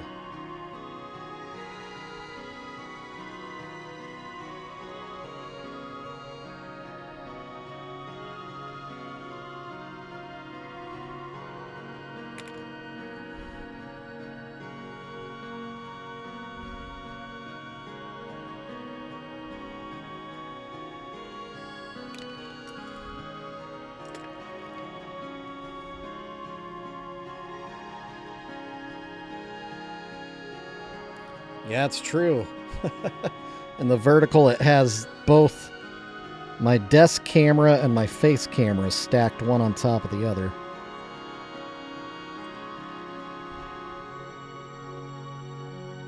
If you're interested in seeing that. Oh, I appreciate that, Nunya.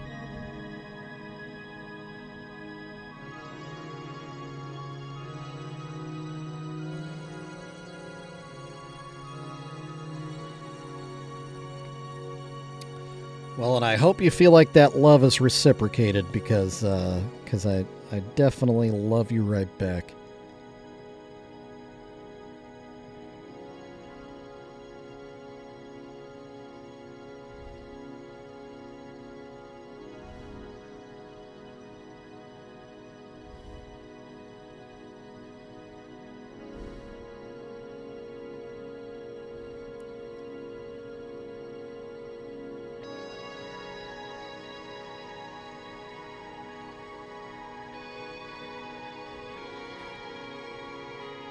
I still owe Chuckles a piece. I still haven't made a Precious Juggalo Chuckle. I've messaged him about it. We've chatted about it. Actually, I most recently messaged him to let him know I hadn't forgotten that I told him I would do it. Well, as it turns out, I have been a little busy. A little bit busy. And he's totally understanding, because it's not like he's commissioned me to do it. I'm just doing it out of love. So it's you know, on my own schedule, on my own time type of a thing.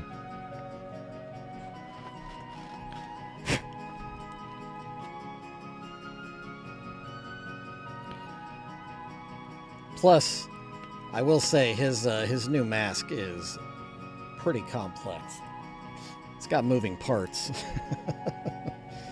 So, it's definitely not an easy thing to make. But I know he understands that as well. And reimagining the look of Chuckles in the world of Precious Moments is hard.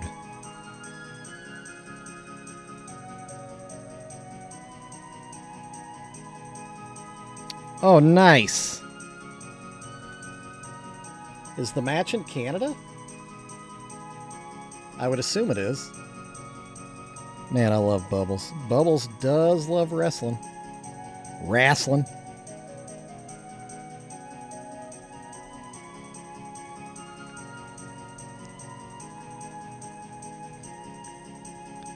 Man, shout out Canada.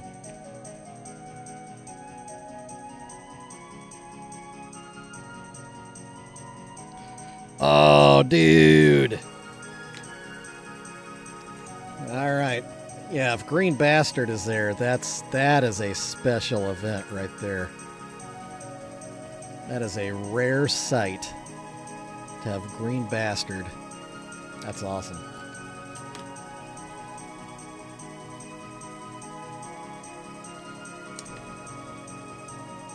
Green Bastard, parts unknown.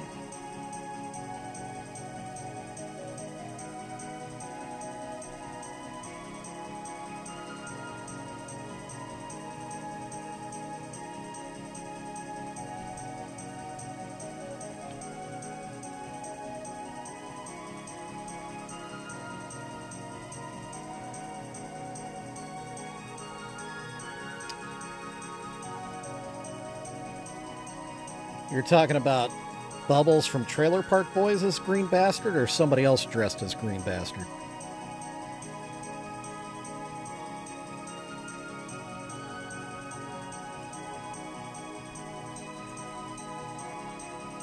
No, I know you're... I was talking to Snickers, JR. My bad.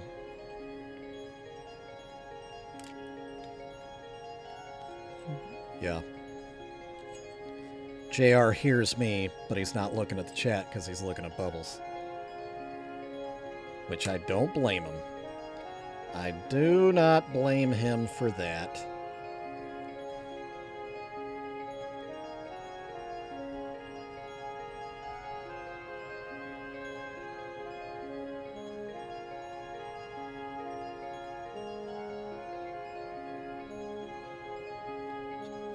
Yeah, but I'm saying, was it Bubbles from Trailer Park Boys dressed as Green Bastard, or somebody else dressed as Green Bastard?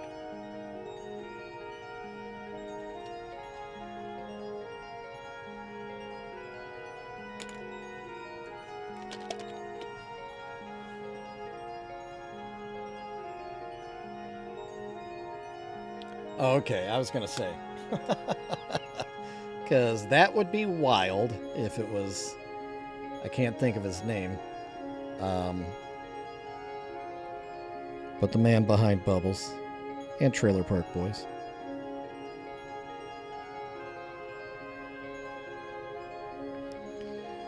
Man, I used to know all their names. The only name I can think of right now is Jean-Paul Tremblay. And that is definitely not Bubbles. That would be Julian.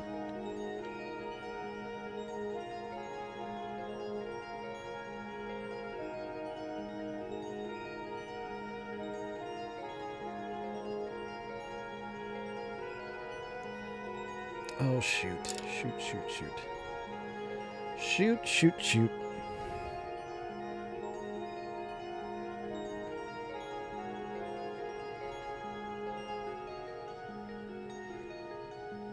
Yes, they are. Yes, they are, Mikey. Trailer Park Boys actually is, well, other than they're both from Canada, but otherwise no relation. I don't think they've ever crossed over that I know of. But yeah, Trailer Park Boys has been around for a lot longer. Letterkenny is a fairly recent development. Yeah, it'd be interesting if they would. The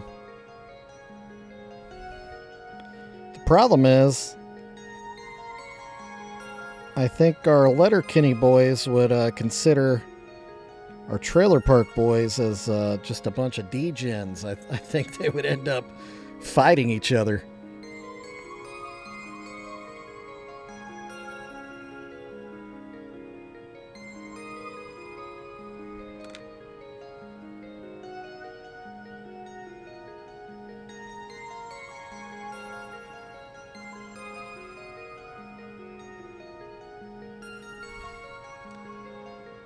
Yeah, I can't remember where Letterkenny is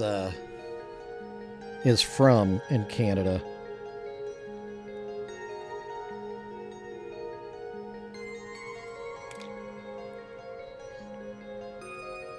All right, Snickers.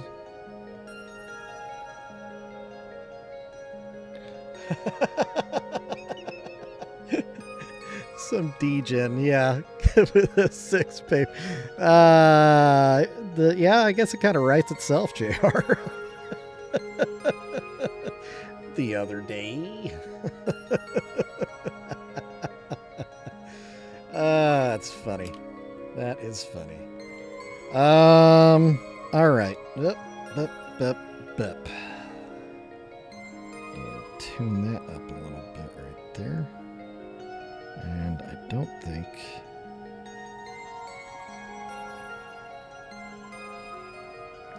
There, that's better. Okay, now to do the tiny, tiny face paint.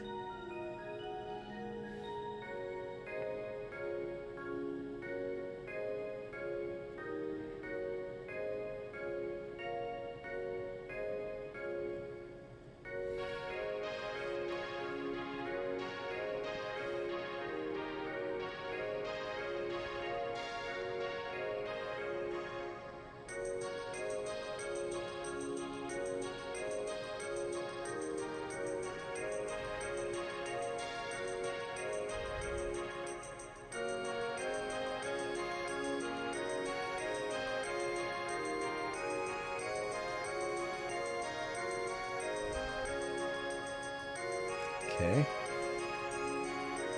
We're getting it. We're getting it. And yes, I am painting with a toothpick right now.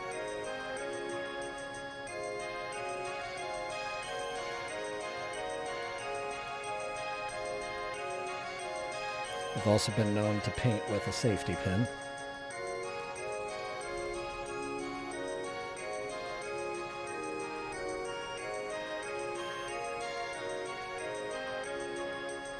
Oh yeah, Kendra's in vertical. That's right. She's probably been chatting this whole time, and I haven't been paying attention. Let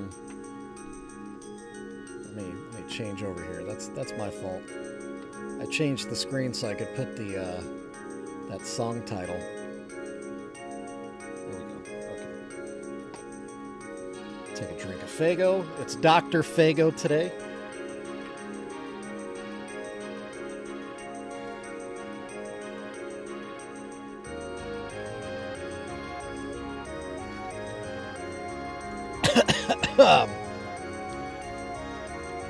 Mikey, Thinking about it though, I bet you if anybody ever asked the Letterkenny guys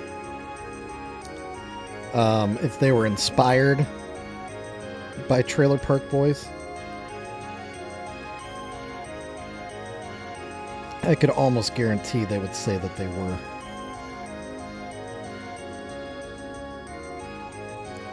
Because they definitely share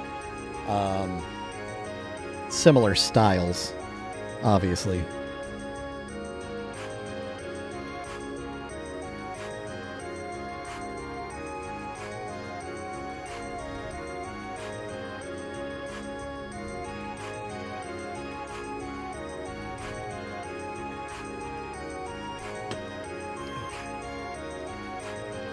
Ooh, this tip is getting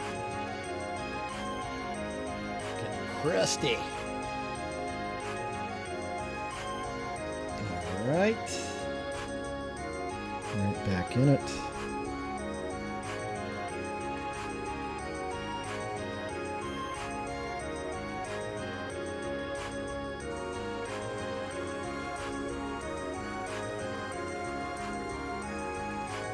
Yeah, I always forget that the vertical cuts you out of my ears.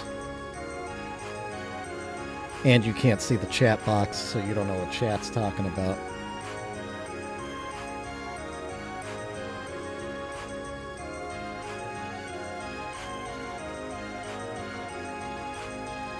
Which is probably all things that I could probably fix. But I think those are fixes that would definitely require that new computer that I've been talking about getting. But first, the shed. I've got to build that shed.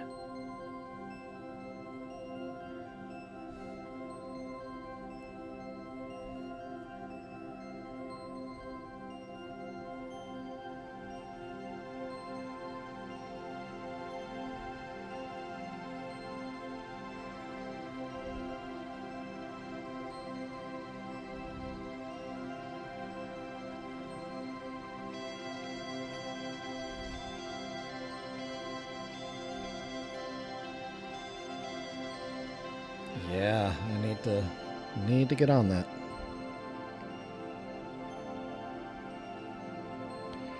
Oh, I know, JR. That's why I want to make the switch. That is why. 1000%.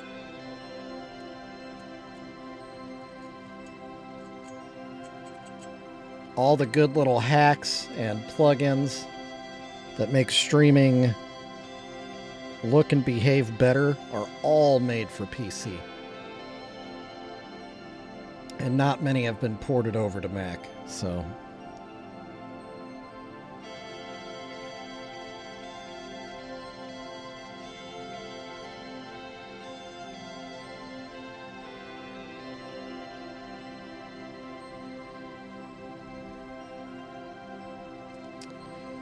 All right, gang. Whoop.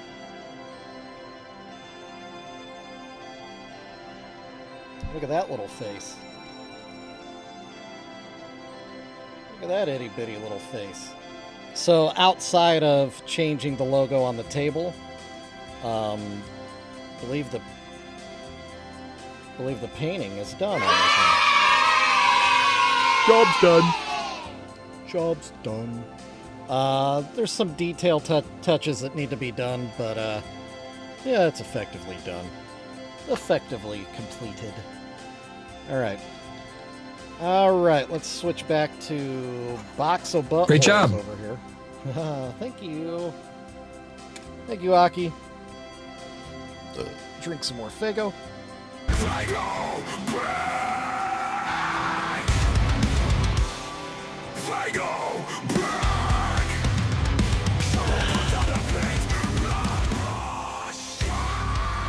So yummy.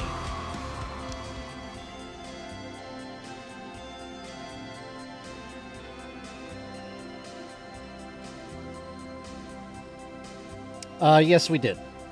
Yes, we did. I did emphasize the squeaks. You want to hear another one? There you go.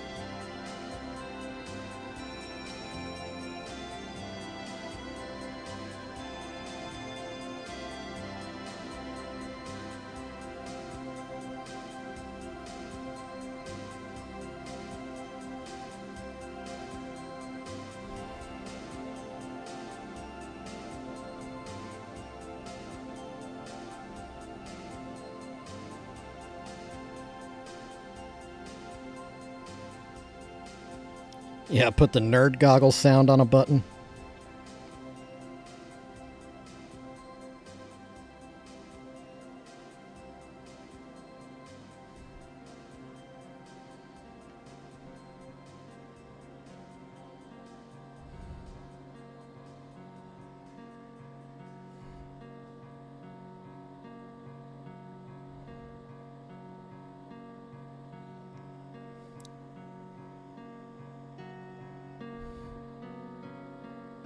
Oh, that's too much.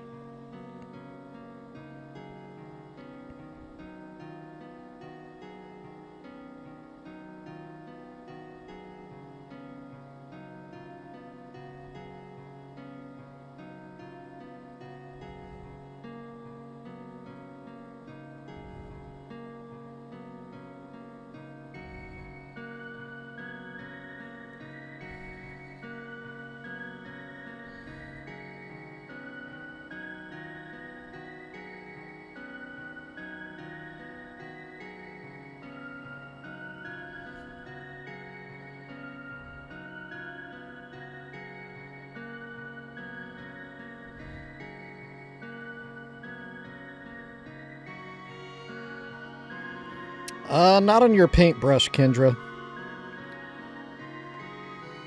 If you have too much on your paintbrush, then you'll end up globbing a bunch of paint into a spot that you want to be to have a more sensitive touch on.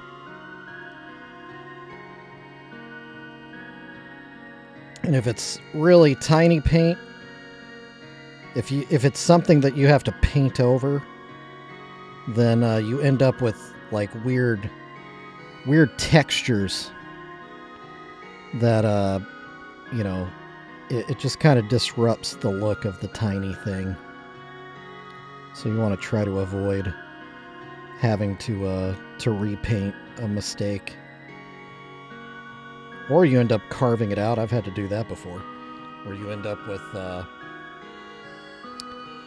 kind of a chunky spot in your paint from doing an overpaint. You've got to carve it back down to get it more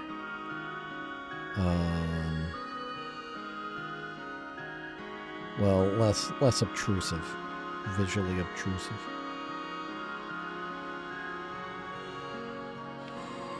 Man, I have not painted like this in a long time, and I can feel it.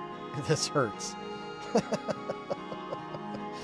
Yeah, Mikey, you can always add more. You can always go back in with a light touch of more paint if you need to darken something, but yeah,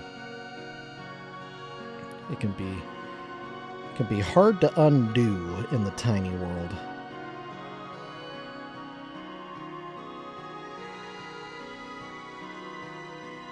Yeah, the rules of engagement change when you tiny paint.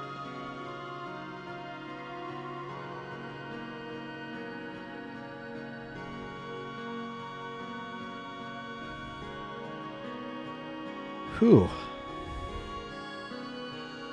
Can I do 2 tiny dog faces? I'm kind of feeling worn out right now. My eyes are kind of looking 2 different ways, making things kind of blurry. That's problematic also when you're painting tiny. Let's see if we can get it back here. Get it back.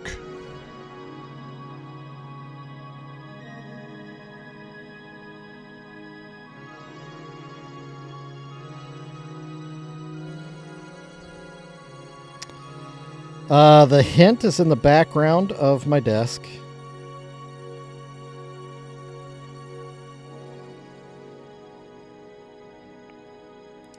So if you can kind of read between the lines of what I'm saying there. They're here. I haven't started them yet.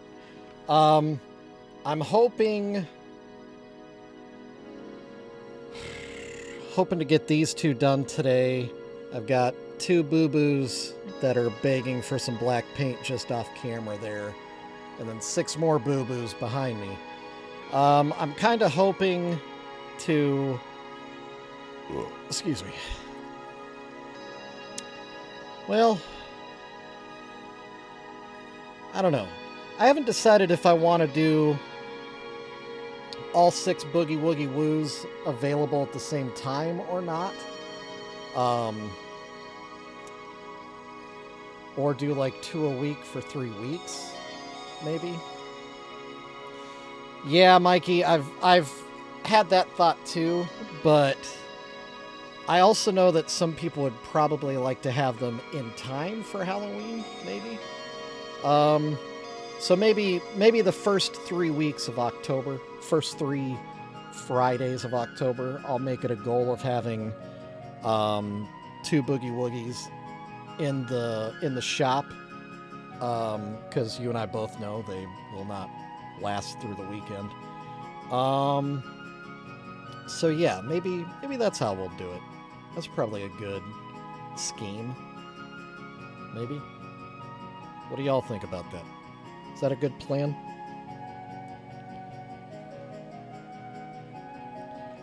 Should be attainable on my end, I think.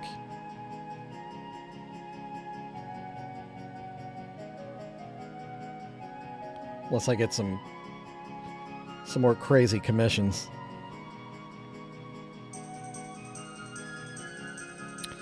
Yeah, actually, I have a commission showing up today. I don't know how many boo-boos it is. It may only be 1, but it may also be multiple. That I'm painting on commission, so I need to, get those done relatively quickly. Then I have my own boo-boos to paint. Speaking of boo-boos, yeah, how was the how are the Fago steaks? How'd that work out? Oh, crap.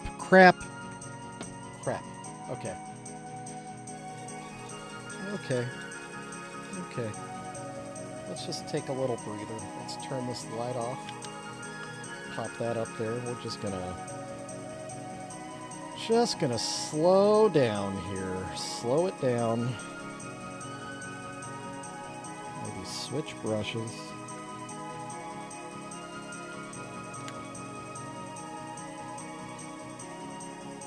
Oh. That's cool.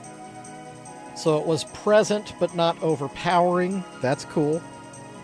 How was, like, on that note, having an element of sweet? Actually, I forgot I was taking a break. That element of sweet in the steak. Was it distracting, or did it help bring out other flavors? Also, Woo woo!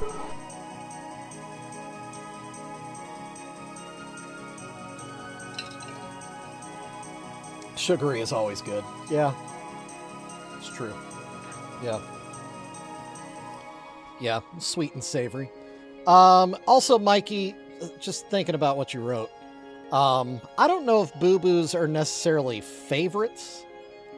I think technically the Boogie Woogie Woos have been seen by more people. I think the Boogie Woogie Woo is way more known, or way more seen, maybe not known, appreciated by a wider audience than my Labubu's have been. Well, the Boo-Boos, the profit margin is pretty good, so the return on investment on Boo-Boos is pretty good on my end. So, yeah. Like we've said, I do like money. Money is good. Actually, I bought some supplies today. I bought more metallic paints. I bought a whole set of various colors of metallic paints. After painting a couple of grills on these Labubus, I really like that look. I think that's very, very cool. And I don't have a lot of metallic paints of varying colors in my palette. So it'll be nice to have those available to me. Because, yeah, you never know when some metallic paints might end up on a figurine like this, which could be very cool. It's already kind of Carnival of Carnage.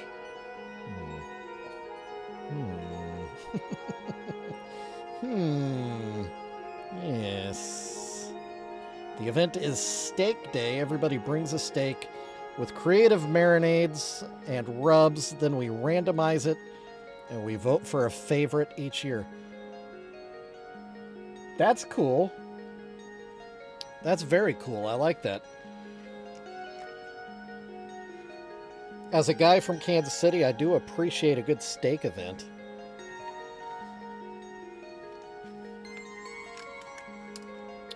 Well, it already turned out, JR. We were just talking about that.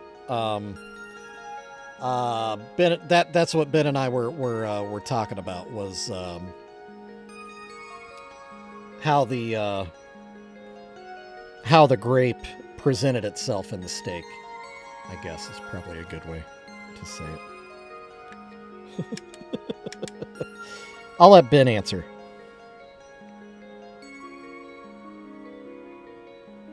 Although, oh, okay, yeah.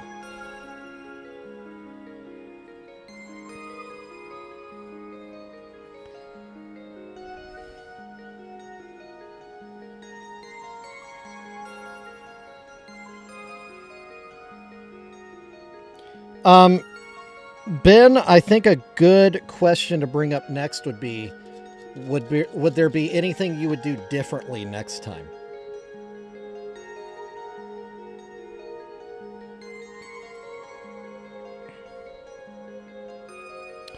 Yeah, I could see soaking some pork ribs in some grape Faygo. I think that would play well, and then smoking them. Did I ever tell you guys I have smoked with sarsaparilla wood before? It's remarkable. You do taste it. And I gotta say, that kind of root beerish kind of tone.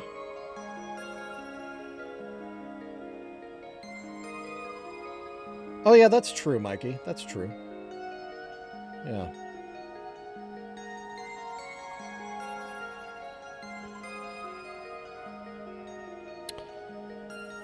Oh, I forgot what I was saying, but whatever. I was saying something.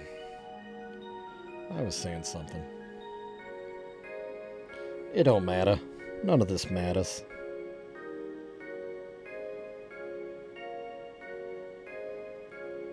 Oh, yeah, smoking with sarsaparilla wood. If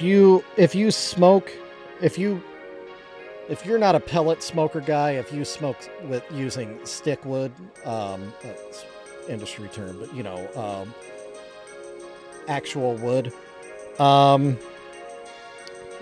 Wherever you go to buy your wood, which I know it's not like I don't go to Walmart for my wood. I actually we have places in Kansas City that specifically sell wood for smoking. So one of the places I go to, you can ask for sarsaparilla, and they do have it in very small supplies. But it really doesn't take much. You can just add a couple of lumps. But if you enjoy smoking wood and you enjoy nuanced flavors,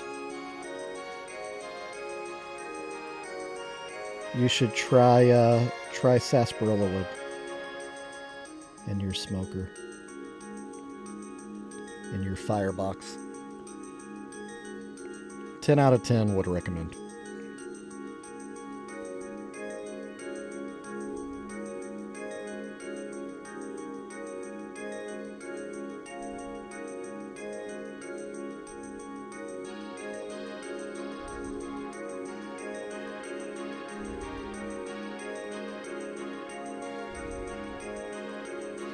Yeah, and I know that is kind of a special situation for me living in a barbecue-centric city. We have stores, multiple stores that are devoted to the practice of smoking meat, I should say. Yeah, hardware stores do sometimes. And you might go to like an Ace Hardware and ask if they could order you some sarsaparilla. They might be able to do it for you. I don't know. Atwoods. I've always liked Atwoods. I used to buy my jeans from Atwoods.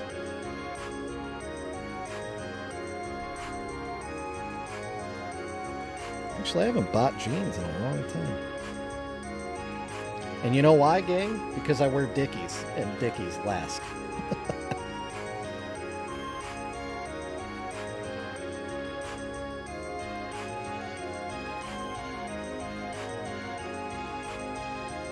Dickies does make a fine quality product.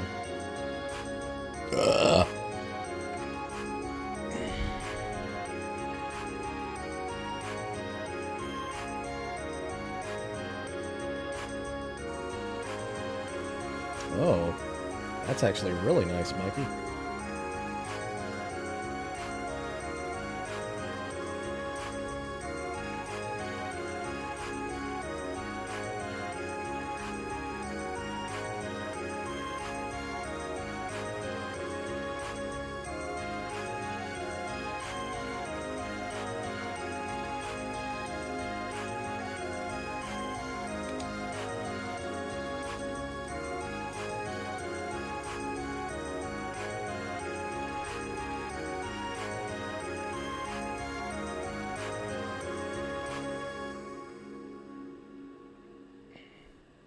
Yeah.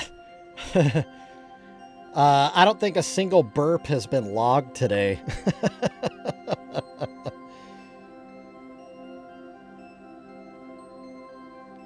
Which is a shame because this has been a very burp-centric stream. I know, Mikey. I've thought about that a couple of times today. Where my boys at? Where my dogs at?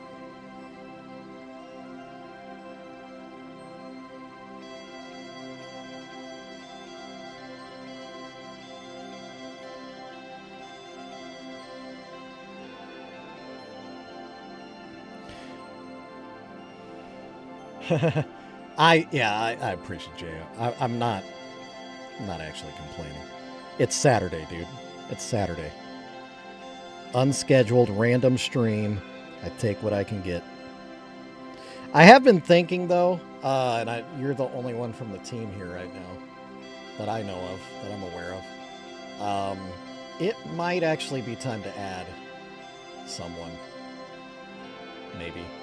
Because I've noticed a couple of people have been getting busier. And again, that's not a complaint, you know. Not a complaint. But out of respect to them and their schedules, I think it might be time to think about adding someone to the team.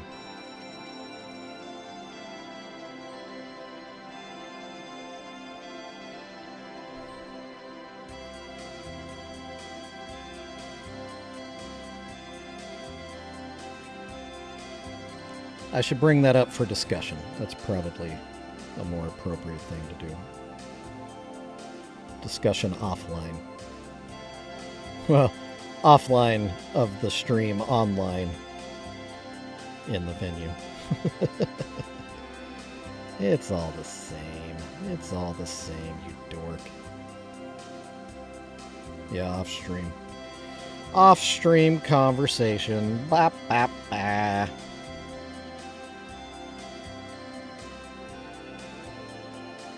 Problem is, I'm thinking of this stuff on stream.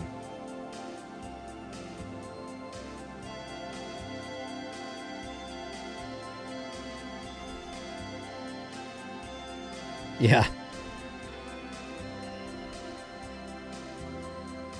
We actually chat as a group fairly often.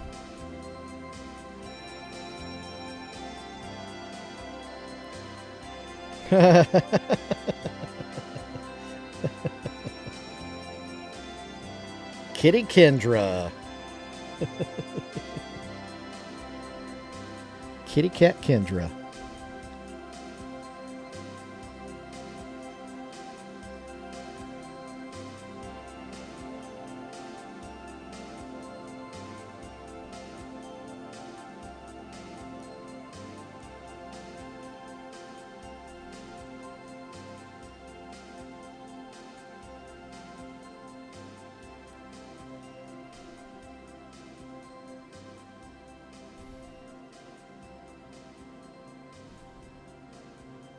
Hey, what's up, Lows and Loud? Welcome into a random Saturday of weirdness. Today we are painting some legitimate Precious Juggalos. It's been a while since we've done actual Precious Moments repaints. And today we're wrapping up 2 of them. And wrapping up is kind of what we're going to do here because we've been going for a long time. 2.5 hours. 2.5 hours, everyone. We have knocked out 2.5 hours online. Holy cow. So, yeah, 2.5 hours really trucked by. Lows and Loud, you came in just in time. Look at this, huh? Job's done. That we got a Puppy Mac with a Puppy 2 Dope and a Violent Juggalette. Oh, Lows and Loud, we're not done with the furry things. we have 8 more furry things. Currently, could always end up with more of them. There's the squeak. Oh, my hair.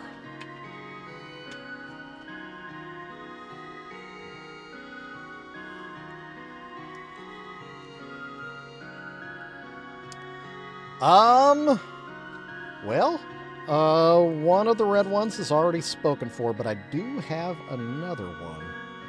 I don't know how soon either of them will be done.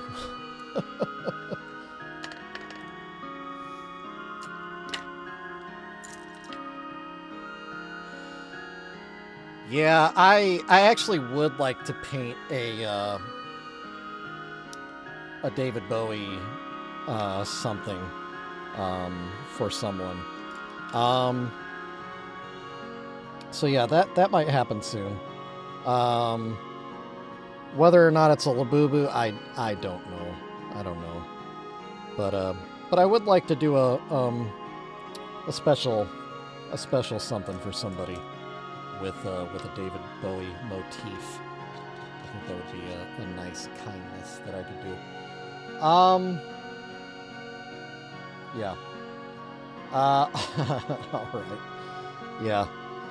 Yeah, get in line on the Labubu thing. Good grief. It's been a real thing. I've really stepped in something when I started promoting that I was doing those. Everybody wants one.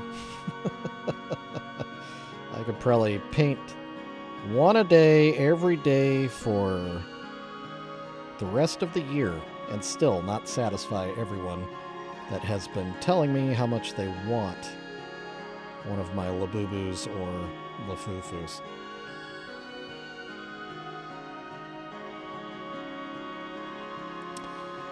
Well,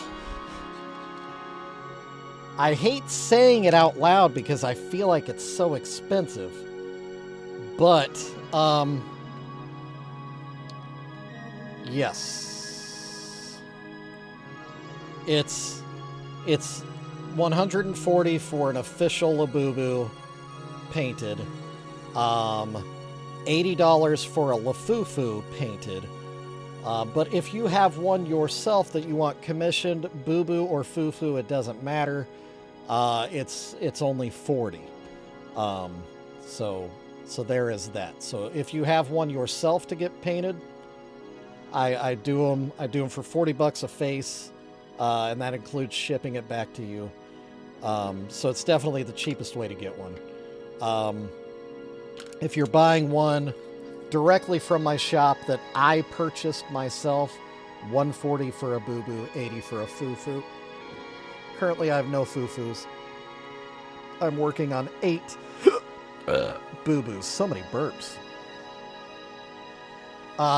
Yep, and we're working on that too. And Mikey, I don't know if you remember what they sold for in the past, but because of the market, they'll probably be 100. Just FYI. And again, it makes me feel so ick.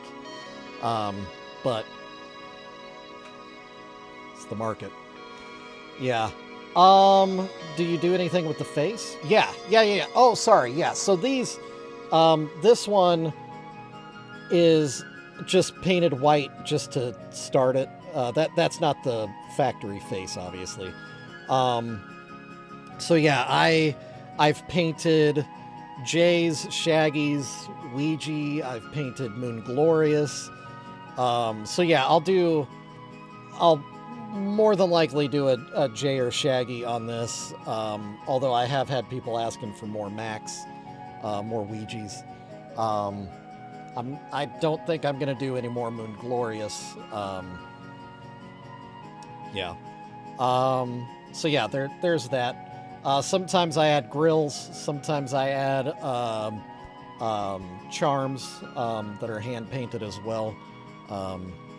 Yeah. So yeah, I don't know. Again, I feel bad talking about the price point of those because it feels like, in my opinion, it feels like the work. Well, it may not be a lot of time necessarily that I put into them, but for the painting. But it is so hard to effectively paint these. To effectively paint these with the fur and not mess up the fur and have a clean transition, it's hard. So that's where my skills, you gotta pay up for them. It sounds so stupid because I'm just an idiot. But yeah, the market is up, so the prices are up. It's supply and demand, blah, blah, blah, blah, blah. We've all heard that before. I'm not famous. I'm not famous. I'm just Shovel. Yeah.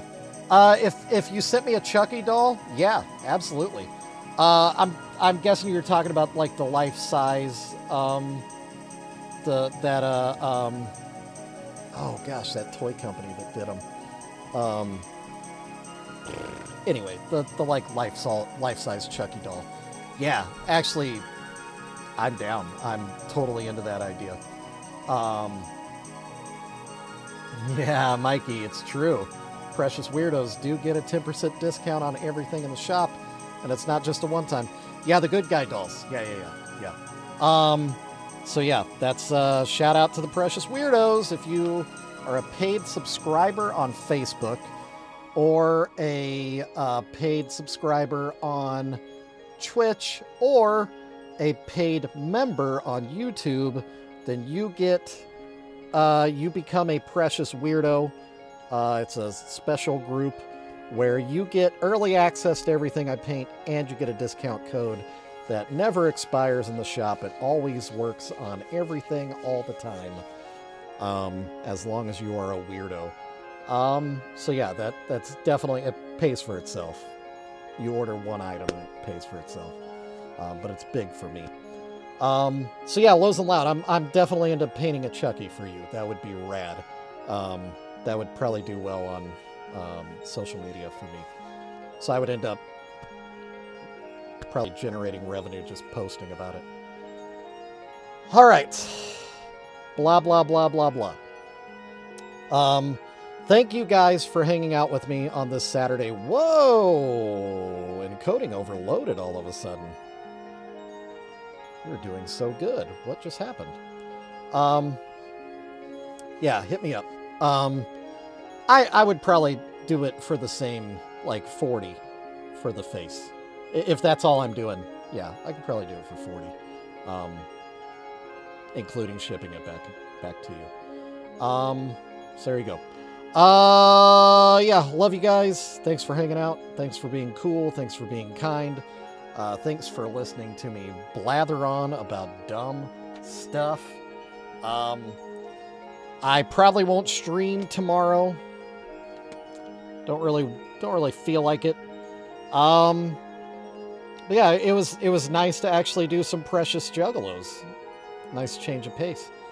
We'll be back again Monday, same jug time, same jug channels, and I'll see y'all then. Have a great weekend. Don't do anything stupid, and try to go show some love to somebody. Okay, nothing left to say, but bye. It's another Juggalos piece done in this beautiful dungeon. Shovels day for another masterpiece done. Would you be back tomorrow? Could you be back tomorrow? Much clown love to everyone, and goodbye till we come back again. Could we come back again? Woo, woo, woo.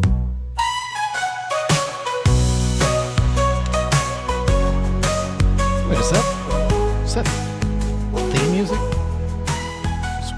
Credits? What are you guys doing? Why are you...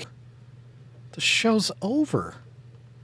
Get out of my dungeon, you bunch of weirdos.